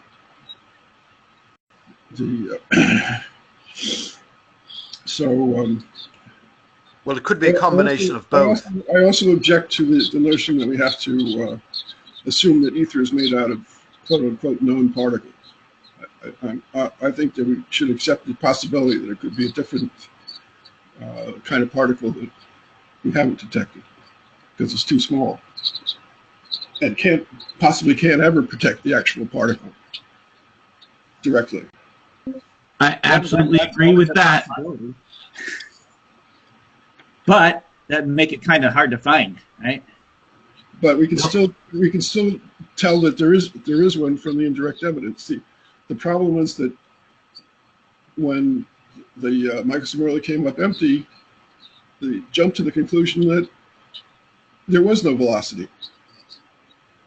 Yes, that was quite a jump, and not just the velocity that their instruments were too insensitive to detect. Agreed. I believe we can easily infer it based on the topology, the shape of it. But now my argument would be is that if we sit there and we accept the existence of ethers we can't detect, then we are potentially just going down a blind alley. And we're wasting, perhaps, wasting, once again, a lot of time and effort going down a blind alley. What about all the crazy particles that modern physics defines? Like and we found them, so we know that that's not a blind alley. Gluons haven't been directly detected. They're only inferred. Well, those things don't exist. Quarks don't exist, I don't think. A lot of those things we haven't actually existed don't actually exist. They're virtual. Exist or not, they haven't been directly. No, they're not virtual. They literally don't exist. They're mathematical constructs. Okay, I'll give you that. I think that they may be mathematical constructs. But whatever about that, I mean, it's a question of one's interpretation. for example, I would say that the ether has been detected, because I would interpret experiments such as the Sagnac experiment and the Michelson-Gale experiments as being a detection of the ether. And one can explain them in terms of that. But others who don't accept that would say, no, it's a detection of, I don't know, non-inertial movement or something like that. That's why you need to have a Michelson Morley experiment that shows the unequivocal. And one has that, as we've discussed before, you know, the Brillerton Hall business, which, as you said somewhere in the chat here, a lot of these things are being misinterpreted as magnetic effects. They're being interpreted anyway as noise, and if you look at them in more detail, you find they are showing up this relative motion of the spin of the Earth's surface, and the more static ether. But I mean, I think you make a good point there, Ian, that if Michelson Morley defeated the ether by showing that they didn't see a flow, then you're right that the Sagnac experiment does show that there is a flow. So that basically negates Michelson Morley's result. And there have been experiments. You get no results with those experiments. And I think it was explained at the time as a successful detection of the ether. That was actually the description of the experiment. Yes. So what is ether? I mean, now, essentially, you're saying the ether is detected, but what is it? What is it that they detected?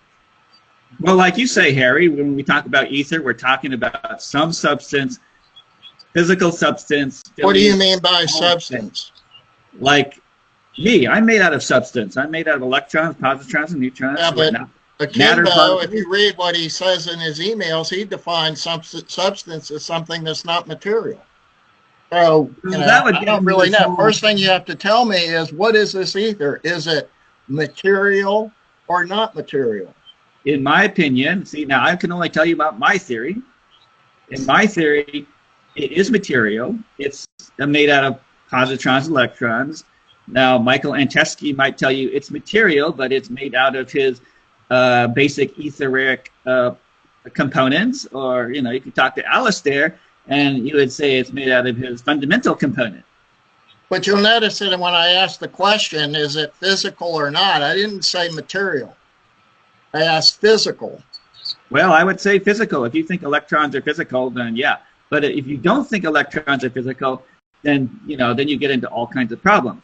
I mean, there's been a lot of discussion lately as to, I asked the question, are electrons made out of waves, for example, right? Now, mainstream seems to be saying that particles, elementary particles, aren't really made out of material, they're fields. Yeah, they have this whole dual particle wave. That raises the question of, why are you saying something has to be made out of particles when the particles aren't really particles? Because I think that if you think that the particles are particles, that gets rid of a lot of the difficulties. So if you can presume that the electron exists, and just say, okay, that thing exists, it's a particle. It has all the properties that we associate with solids. And if you just start with that and not try to do things like saying that the electron is like made up of a wave, or it's a composite of, ether or something like that, you get into a lot of difficulties, particularly if you think an electron is the difficulty that you have with that approach, Franklin, is that it's not confirmed by experiments. You're just saying, I'm going to simplify this by arbitrarily deciding that an electron is this, when that's contrary to what experiments show. No, I'm saying that what we accept is only what experiments show. And the only thing that experiments what you're claiming is contrary to experiments. I mean, from the very beginning of this entire discussion, you asserted things being true that were contrary to experiments. And I said, you don't know what you're talking about.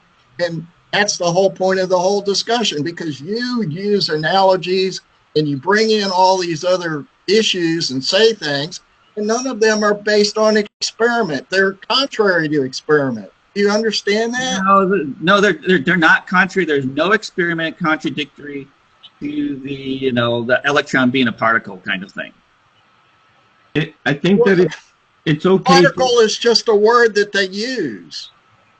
No, particle is like this physical calculator. These are particles, right? You're just using concepts that are just not well defined at all, and that's one of my big objections to this word ether. It's a word that it doesn't really mean anything because you can't really pin down what you mean by it. Do you mean field? Do you mean matter? I don't know about it particulate or is it continuous? What the heck do you mean? I can pin it down. I can tell you exactly what I mean, which is it's a positron electron C. It's particulate. It's got dipoles. That's what I mean, right? Okay, but I don't think other people agree with that. No, I don't think so. But Harry, I think that it's one that's experimentally findable, at least. Harry, so Michael, you had a question here. Go ahead. Harry, what does your word field mean? That's a good question. I admit that.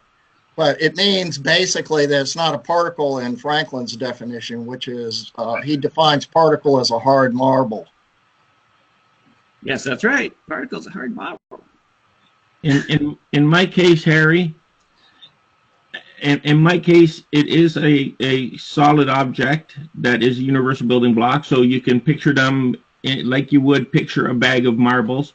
However, what we perceive as being particulate, like electrons and quarks and such, they aren't made out of the marbles. They flow through the marbles the way that, with a Newton's cradle, and you go, you have 2 balls clicking back and forth or 3 balls clicking. So you go, what is it that's passing through that center ball that's not moving? Well, it's like information of sorts, right? So in my case, the ether is not carried along with us. So when you think about electron orbiting a nucleus, neither the electron nor the nucleus are actual physical objects. They're click clack click clacks through the underlying medium. So basically, what you're saying is what we call material particles or waves. Correct. And that goes back to the question about what I meant by field. That's kind of a difficult concept, but I believe a field to be something that that we see and we can identify as a result of vibrations of waves. And so what you're talking about, what you were talking about, which is a kind of a vibration in the ether, that's what I think mainstream means when they talk about fields and particles and quantum fields interacting. Agreed. I think that see, I have a Planck scale mechanical field, and it's always in motion. It's got the universal building blocks. They have this kind of bitoroidal shape to them. It's physical, and I can show it. I have a picture of what I believe the universal building block is. They're always rotating, but when they rotate, they push each other left, right, and forward, backward, and up and down just because of the shape of them. And so that creates this kind of, each one of them has to move left, right, up, down, forward, backward, every rotation. And so because each one has to do that, it has to cooperate with the ones around them. And so because it has to be a cooperative motion, that provides the opportunity to create non-cooperation. So you get this out of balance. And then wherever there's going to be an out of balance, there's going to be a counterbalance that's displaced, physically displaced from so you got a balance, an out of balance and a counterbalance, and those are what orbit and become electrons. Well, what does in your medium there? How is the magnetic field, for example, mediated in that, or do you think the magnetic field is something else different? No, it's generated. So you have these out of balance and counterbalance, and they orbit each other. But as they're orbiting, they're kind of like pushing and and providing opportunity to be pushed back and forth, left and right, up and down, every direction. So pressures propagate along with the. But what does that have to do with magnetic fields? I mean, you've just already explained that. So I'm specifically asking, what is the magnetic field in your ether? It's an emergent phenomena. It's a propagating wave. Then how does that work? I mean, I can't see how a propagating wave can cause a deflection of only a moving electron. The electron itself is just a wave. It's just a disturbance in the field that is hosted How is it deflected? Sorry? How is it deflected? Waves don't deflect each other. This is the problem with wave theories, because waves, generally speaking, go right through each other. They practically don't see each other. They don't reflect. They don't in any way interfere with each other. But not infinitely so. That breaks down at the Planck scale. They don't. You can't have an infinite number of waves in a single location. No, but two waves coming right at each other will just go right by each other. Correct. But again, you don't see particles doing that. That's the problem. That breaks down. At the quantum scale, that effect breaks down. We know that there has to be particulates at some scale because of the fact that the sun doesn't freeze. If an infinite number of waves can coexist in a single location, then when there's a hot object, there's nothing to stop all the heat from dissipating instantly, because you can have an infinite number of outbound waves instantly. So we know, because the sun doesn't freeze, that there is a barrier to the propagation of infinite numbers of waves simultaneously. I mean, this is once again the problem with all these wave theories. They get complicated pretty quickly. So now the only reason why I ask about the magnetic field, because the magnetic field is basically a vector property. It has a particular direction and magnitude. So whatever your ether is made of needs to support that kind of thing.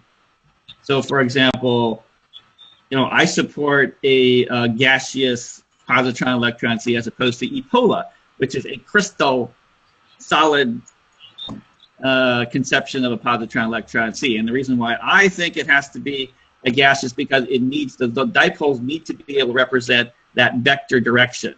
Whatever the magnetic field is, it has a definite direction. You can draw lines that represent it and its magnitude. So physically, a dipole particle has a positive and negative end, can be pointed in that vector direction. So it can support the vector direction. And a number of those things that are all pointing in the same direction can represent magnitude. So those are important characteristics for your ether to have. You just can't say that it's an emergent property. Emergent how? In the case of the Planck mechanical field and the universal building blocks themselves are physically dipolar. And so the field of motion that they create is dipolar. Well, if it's dipolar, then why couldn't you just accept that, it's a positron electron that's dipolar? Because you're already talking about two particles that have different properties. Because in my case, I explain, it's my intention to explain everything purely mechanically and not introduce charges. What's a charge? What's a force? Well, we know what a charge is. We know those come in the form of electrons and positrons and protons. We know what is a charge exactly? What is a charge? A charge is a field which is emitted by electrons. And try this again? In my conception, the charge itself is just a resonant wave coming off of the electron. Does that wave have a medium? Yes, the wave has a medium. It's the positron electron C medium. Oh, no. In your theory, the electron positron C is the medium, and then you say that the medium is responsible for the charge of the electron. So yes, it is circular reasoning. That's the beauty of that theory. You've been told this for years, theory. Franklin, that your theory is circular reasoning. No, that's not circular. That's the beauty of the theory. You say that the field of the electrons and the positrons exist independently of the electron positrons, and then you say that they're the ether that allows the fields to exist. I mean, this makes no sense. No, it absolutely that's okay. Well, let's go back to what Alistair was saying. This is what's called beauty of science. You can explain many phenomenon with just one underlying phenomenon. Now, I don't know why you have difficulty understanding it, but it's as simple as when the positron and electron come together, they neutralize that wave that's coming out of them. That's why they're attracted. But you don't have any medium for the wave that's causing the electrons and positrons to bind together. You have to have a medium for that. So you have to have an ether to explain the ether. No, what happens is that if you think I'm sorry, let's just let Alistair talk. That if the positrons and the electrons are like these pulsing things, right? Now, if you have one individual electron, that will send out waves, right? Because it's pushing the things. There's no medium for the waves. But the thing is, between a positron and electron, there is no medium. But when they're like this, they don't occupy varying amounts of space. That as soon as one gets bigger, the other gets smaller. So therefore, this particular object does not generate waves. And the only reason why it sticks together is it's a matter of geometry, and that it's the lowest energy state for it to have, because as soon as it gets together with something which is also pulsing the same way, it's going to push it apart. Therefore, that's not a stable arrangement. But if you just have two that are just going like this, that's perfectly stable. That forms essentially a different object which isn't pulsing, and that's all you need for a medium, which is a neutral medium. So that if I have these guys out here that are going like this, but I have one guy out here that's just doing this, it's going to, that these guys, which are the joined particle, they will act as the medium to transmit the pulse from the one stationary electron, right? So, like I said, this is beauty in that I can explain the transmission without there being any other ether. I mean, I do have to explain that these particles, which are in opposite phases, that when they're actually together, there is actually no medium between them, and that the only reason why they are staying together is because if they weren't in opposite phases, in the same phases, they would push each other apart. So therefore, so if you were to look at the force between the joint positron electron, you would find there is no force. And this is the same thing that we see inside of a proton, that they say there's three things in the proton, but strangely enough, they find out that those three things aren't bound together by anything. They seem to be like a loose bag.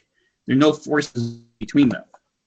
And that would be consistent with the idea that once you get a positron and electron actually together, that there is no actual force between them, because there's nothing between them to mediate any kind of force. And at that point, it just becomes geometry as to why they stick together. Because as soon as they get far enough apart, and if there allows medium between them, then the actual attraction will happen. And then this also solves the problem of what would be theoretically infinite attraction between a positron and electron, if you were allowed, if their attraction worked at all scales. And this would definitely limit the attractive force. It would fall to zero as it drops below the frequency, the resonant frequency of the positron electron.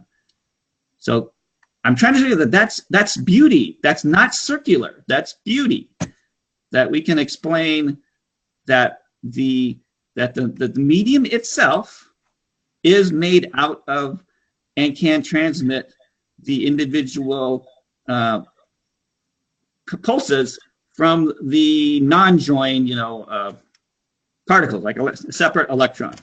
Only a separate electron can emit this field around the electron. I mean, this also solves, where does the electron get the energy to create its field? Which is that the particle or the field, Franklin? Pardon? What's first, the particle or the field? What is what? Based on your theory, basically, it's a chicken and egg theory. Basically, No, it's not. In order to explain something, you have to have this particle, that creates the field. But then you start saying that the field creates the particle. It just. No, I'm not saying that. All I'm saying is that what you need is actually physically a particle which it takes up more space and then takes up less space. Really, that's physically the only thing that is required. So you Something need space. has to resonate, it has to get bigger, it has to get smaller. That's it. In my Using case, that and Newtonian physics, and only Newtonian physics, you can get to creation of a neutral particle, which neither expands or contracts, so it is not surrounded by the field generally, but still allows separate particles to generate fields which do create attractive forces. So eventually your theory, in order to be valid, has to basically boil down to just Newtonian mechanics. At no point can you invoke anything other than objects colliding into each other. Like charges? Yes, so charges can be explained in purely Newtonian terms. Of course, you would have to accept my main postulate, which is that an electron is this kind of pulsing particle.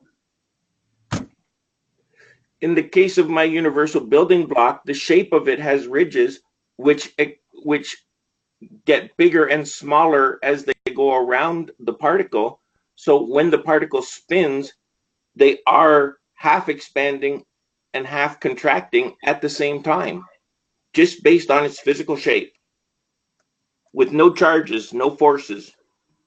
Yes, but how does that help generate the primary observation, which is the attraction of a positron and an electron versus the repelling of an electron to an electron? I mean, that's the basic thing you have to explain. Because the field is full of rotating particles which are half getting bigger and half getting smaller all the time. So every point can be considered to be expanding and contracting simultaneously based on the shape of the universal building blocks, which are, when they rotate, where they get larger, they're putting out a pressure, and where they get smaller, because of the ridges in between the high points, there are low points, which represent contraction. So you have repulsion and contraction, or attraction. The problem is that when you do that, that doesn't generate any net forces. It goes like this. It's easy to get things to wave back and forth. It's very difficult to get something to go like this, to just, go in one particular direction, right? That's right, because they don't go in one particular direction. They go back and forth, and everything that go in one particular. If you get two electrons, they go that way. They immediately repel each other, and a positron electron, they immediately get slammed together. I mean, that has to be explained. Sure, I'm trying to. We'll explain, why things might wiggle around, but not anything about why an electron should be attracted to a positron, right? Now, I explained that as being the difference between the differences in the phases. So if you have two things in the same phase, those are going to repel. You got two things in the opposite phases, those are going to attract. I mean, that's basic wave mechanics. I understand what you see. But you have to have some, you're welcome to explain how your things work, but you need to have some kind of, physical explanation to why that attraction and repelling happens and what your field actually consists of. So, I mean, I only use my theory because it demonstrates one possible way that can be, that the field is actually just an electromagnetic wave. I mean, this is why the charge field acts exactly like a radio wave, because effectively it is a radio wave. Your field introduces it. Your field, in order to do that, is introducing a charge, this magical repulsion. It's not magical. What the charge is the interaction of phased waves. See, that's not Newtonian. I have removed the entire concept of charge, which is what you have to do. You can't explain charge by saying it's charge. Well, if you don't have charges, what's an electron or a positron if they're not charges? And why do you say that they repulse each other if they don't have some kind of charge? Because what they have is oppositely phased waves coming out of them. What's a wave? A wave is a compression wave out of the medium. That's not Newtonian. No, that's like Newtonian in the sense that it can be represented by, say, billiard balls or balloons. Well, billiard balls don't send out waves. Well, balloons do. You know, this is based on experiments done. You know, some guy did this experiment 100 years ago with pulsing balloons in water. So he showed that if you have two pulsing balloons in water and they're going in opposite phases, they generate or attracting or repelling forces depending on what the phase is. You need an ether to explain your ether. You know, you got two ethers there. It makes no sense. No, there's just one ether. Like I said, this is you just said that in order to explain your theory, which is based on balloons and water, you can explain it by the balloons pulsing up and down, but you can't explain where the water came from. Yes, I explain the water can be any particulate medium of any type. Yeah, but there doesn't matter. I mean, you could say that the particulate medium. This makes no sense whatsoever. You have to have an ether to explain your ether. No, the ether exists. Well, you have to explain that once you have your ether, which is just positron-electron pair, you have to explain what the behavior of independent electrons is and what the behavior of independent positrons is. And so I've explained that. That's what you have to do. You have to start with the ether and then explain the other phenomenon that goes on. So I've explained the ether as being an electron-positron pair. Now, if you break apart that electron-positron pair, you get an independent electron. And we can see the behavior of the independent electron in the sea of other positron electrons, which are bound together. And because they're bound, they have a different property than the independent one, which clearly is going like this. The bound ones are effectively like this. They're not pulsing. So they are free to serve as the medium for the wave that's coming off the independently unbound electron. So there's no contradiction in that. None of that involves using the concept of, say, charge or anything other than it just relies on medium. Well, what differentiates an electron from a positron if not charge? Well, what differentiates them is phase, because otherwise an electron and positron would physically be exactly the same thing, and they have exactly the same mass, same magnetic characteristics, everything's the same. So how can you get two things which look exactly the same be different? What's a magnetic characteristic? That it can be deflected in a magnetic field. It's just it goes in the opposite direction. What's a magnetic field? Well, the magnetic field, as I've explained, is a polarization of the dipoles. If you can get all the dipoles to point in one direction, because normally in non-magnetic space with no magnetic field, they are arranged randomly. But in a magnetic field, I believe it's like wind blowing through a set of flags. It causes all the flags to point in one direction, right? And then when you try and send an object through those flags, it gets preferentially deflected.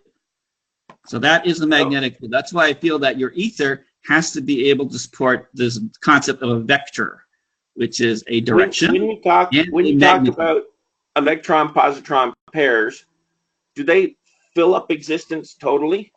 Yes, they fill up existence totally. Okay, completely. So it's electron, positron, electron, positron, electron, positron in a long line? It's more like a gas, but very compact gas, I would say. So then what's the next one above it look like? Next one above what? Well, you've got an electron-positron pair. Yes. What's right above it? What do you mean above it? I don't understand what you mean by above. Existence is three-dimensional. Yes. Okay, and so you've got an electron-positron. What's around it? More positrons and electrons. It's a sea. In what configuration? Just like a cup. It's got a cup of H2O. It's a sea of just like water. What's above it physically? More water molecules. If you zoom in on the water, you can see a configuration.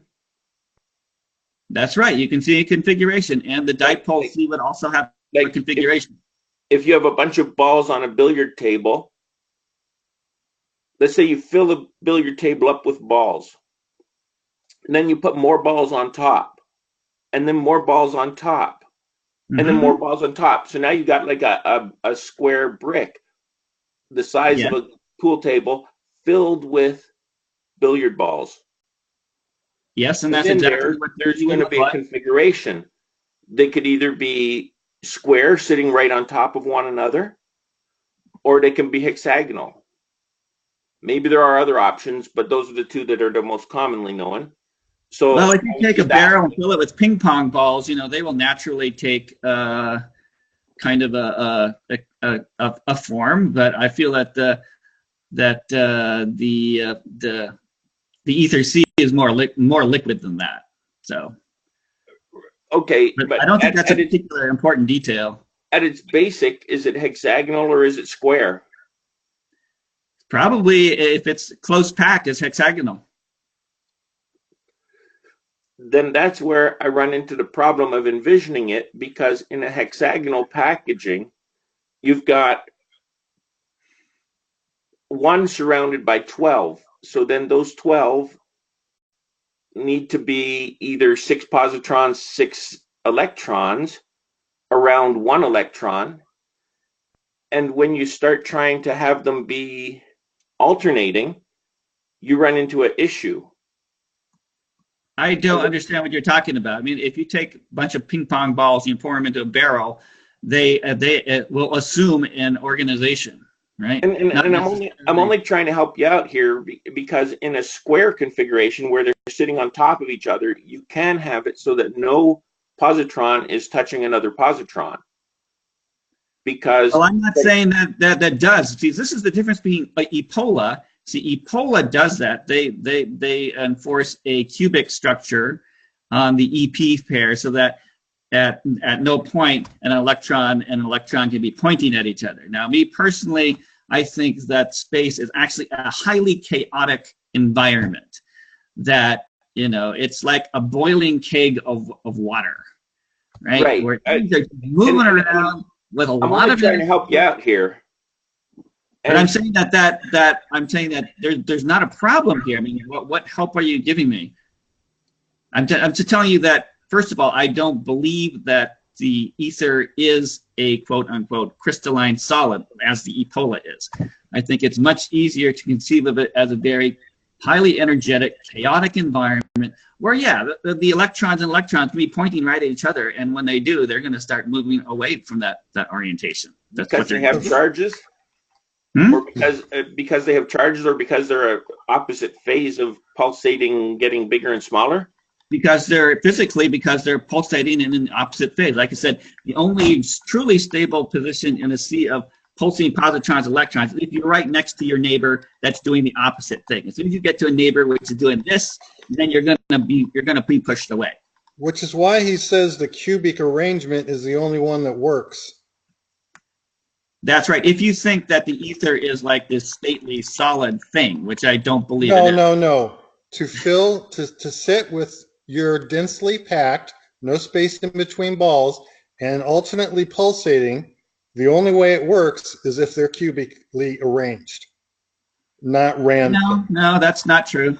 I mean, they're not perfectly packed. Well, then it's not perfectly packed. I didn't say that it needed to be perfect. That's why I prefer more of a liquid. You said entirely filled, which means right up against each other.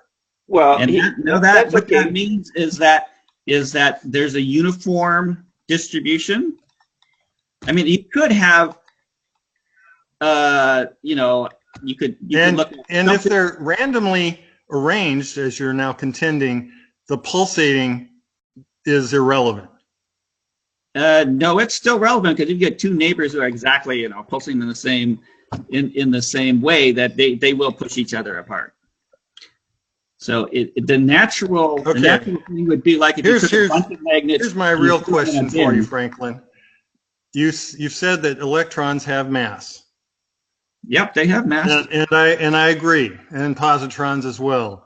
And a densely packed environment of those does not work physically for planetary motions, for example. Why would it not work? There would be slowing, because you're pushing mass out of the way. Mass does not move out of the way without an exchange of energy. Yes, and it does. So that when everything would stop. when you try and move a car, there's inertial. You have to. It doesn't just immediately move. I mean, if you got a perfectly. No, I'm saying take a car that's already moving. What's going to happen to it because of the air resistance? What's happening when a car is already moving is that the space in front of it absorbs and releases the kinetic energy of the particles passing by. Yes, perfectly. But it's friction, just like we have in the atmosphere. Car rolling down the road is going to stop. There is no friction at the subatomic level, at the level of, I mean, because what is friction? Friction is basically things bashing into each other. Then fine. Scrap friction, you're moving mass out of the way. Mass does not move out of the way for free. And that's right. That's why it takes initial energy to start a car moving. I'm not talking about starting it. Let's say it's already going. And when it's already going, and it's getting impeded by other mass that it's having to move out of the way, what's going to happen to it? It's going to slow down. Well, what's going to happen is that as soon as the particle passes by, then it's going to snap back together, because the ether is an elastic substance. It is slightly attracted to each other, that when you separate it, it takes energy to separate it. But for every reaction, there's a reaction, and the other elastic assumes it's one thing. Back down. Elastic assumes it's one thing.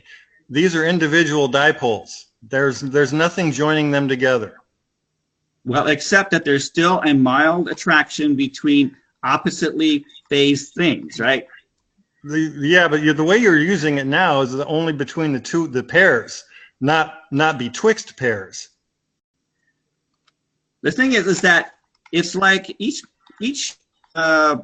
ether particle, well, it's doing like this. Now, generally speaking, it's almost 100% neutralized as far as outgoing waves. But if you're close to one, you will still see it pulsing, right?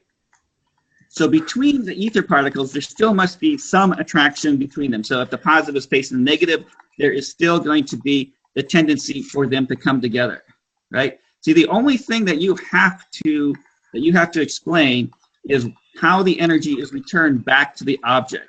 It's as if that when you push an object through space, it stretches a spring, and then that spring. Again, you're talking about the analogy using something that is contiguous. Back to the particle, right? You're using an analogy of something that is contiguous, and your individual dipoles between other sets of dipoles are not contiguous. You do not have a spring type reaction. No, I think you would have a spring reaction.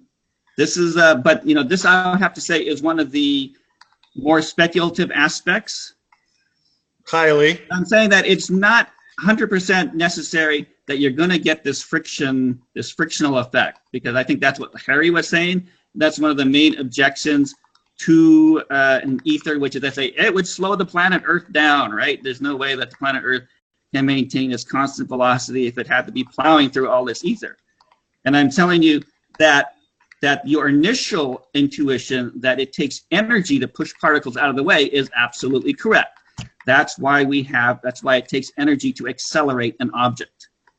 But once in motion, then you're not adding any additional energy onto the system. All you need to do is preserve the existing kinetic energy.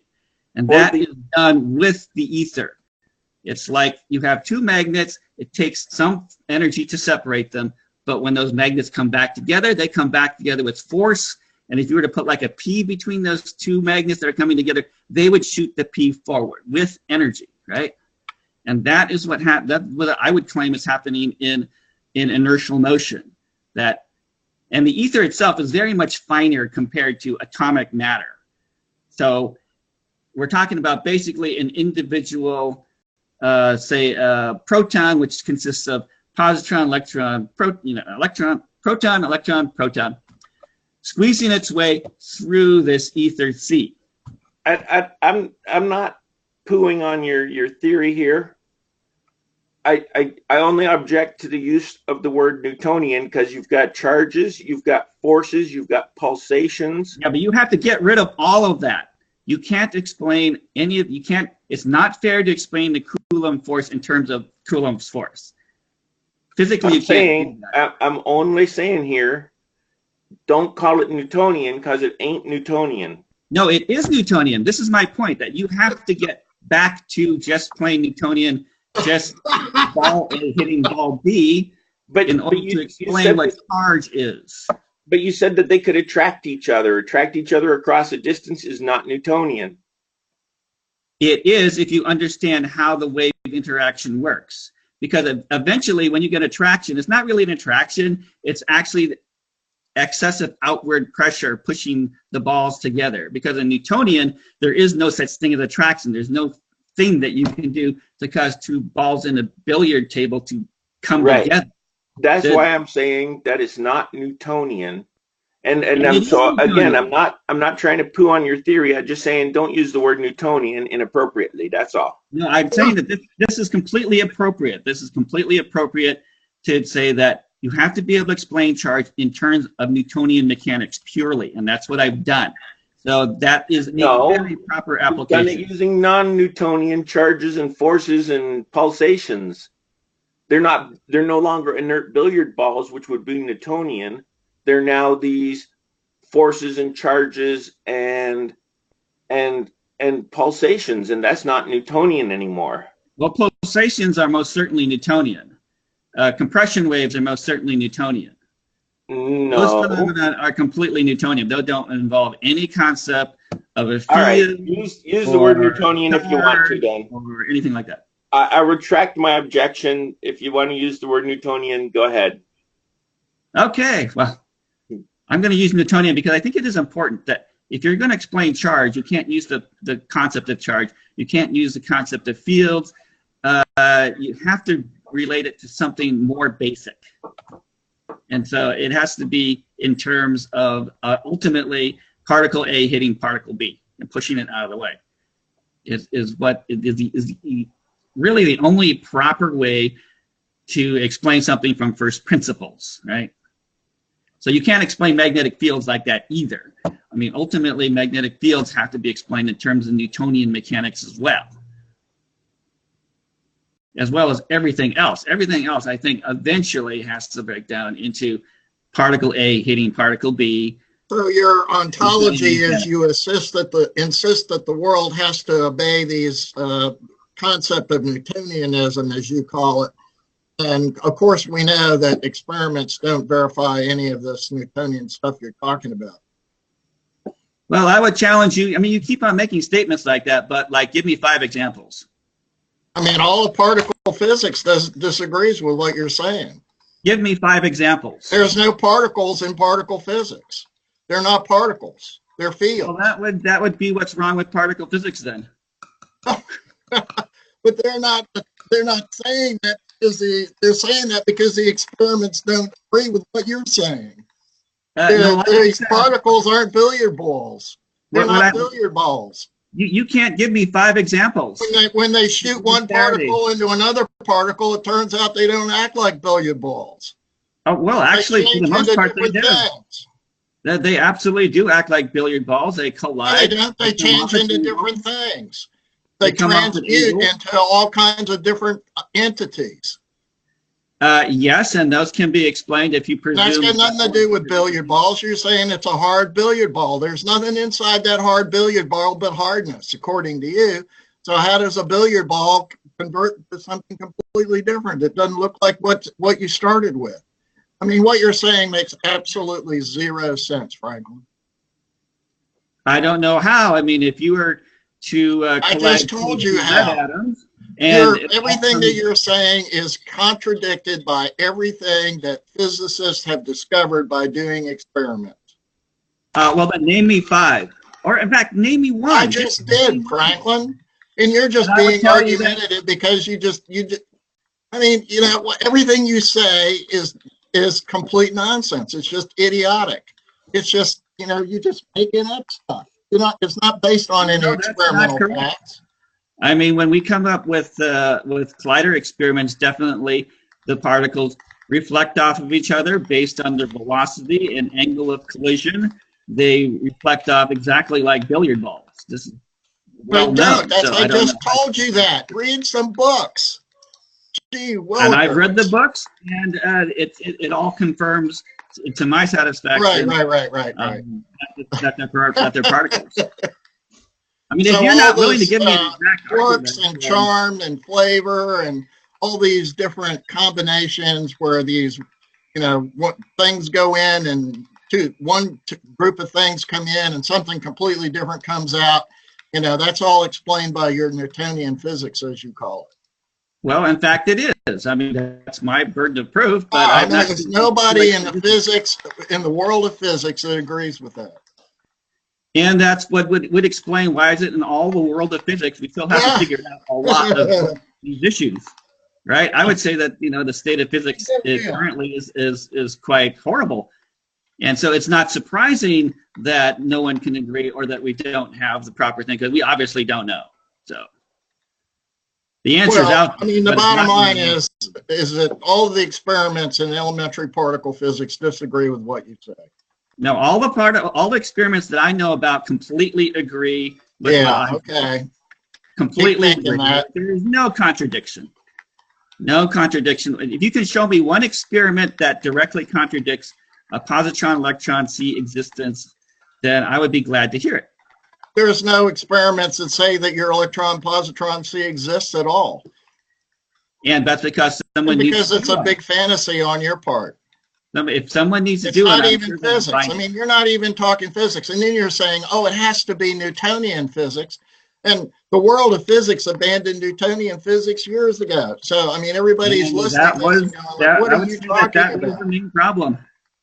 But in any case, I think we're way over time here today, but I appreciate the enthusiasm which we get to discuss things, because that's what we're here for. I'm actually a form of entertainment. I'm just trying to raise my ratings here, but okay. Well, you're doing a good job if you're promoting this as being comedy. It's entertainment, right? It's comedy, yeah. It's entertainment for you. It's entertainment for our viewing audience. So it's food for thought. It's just there to get people thinking in some different direction, and that's usually my goal. Just some different direction.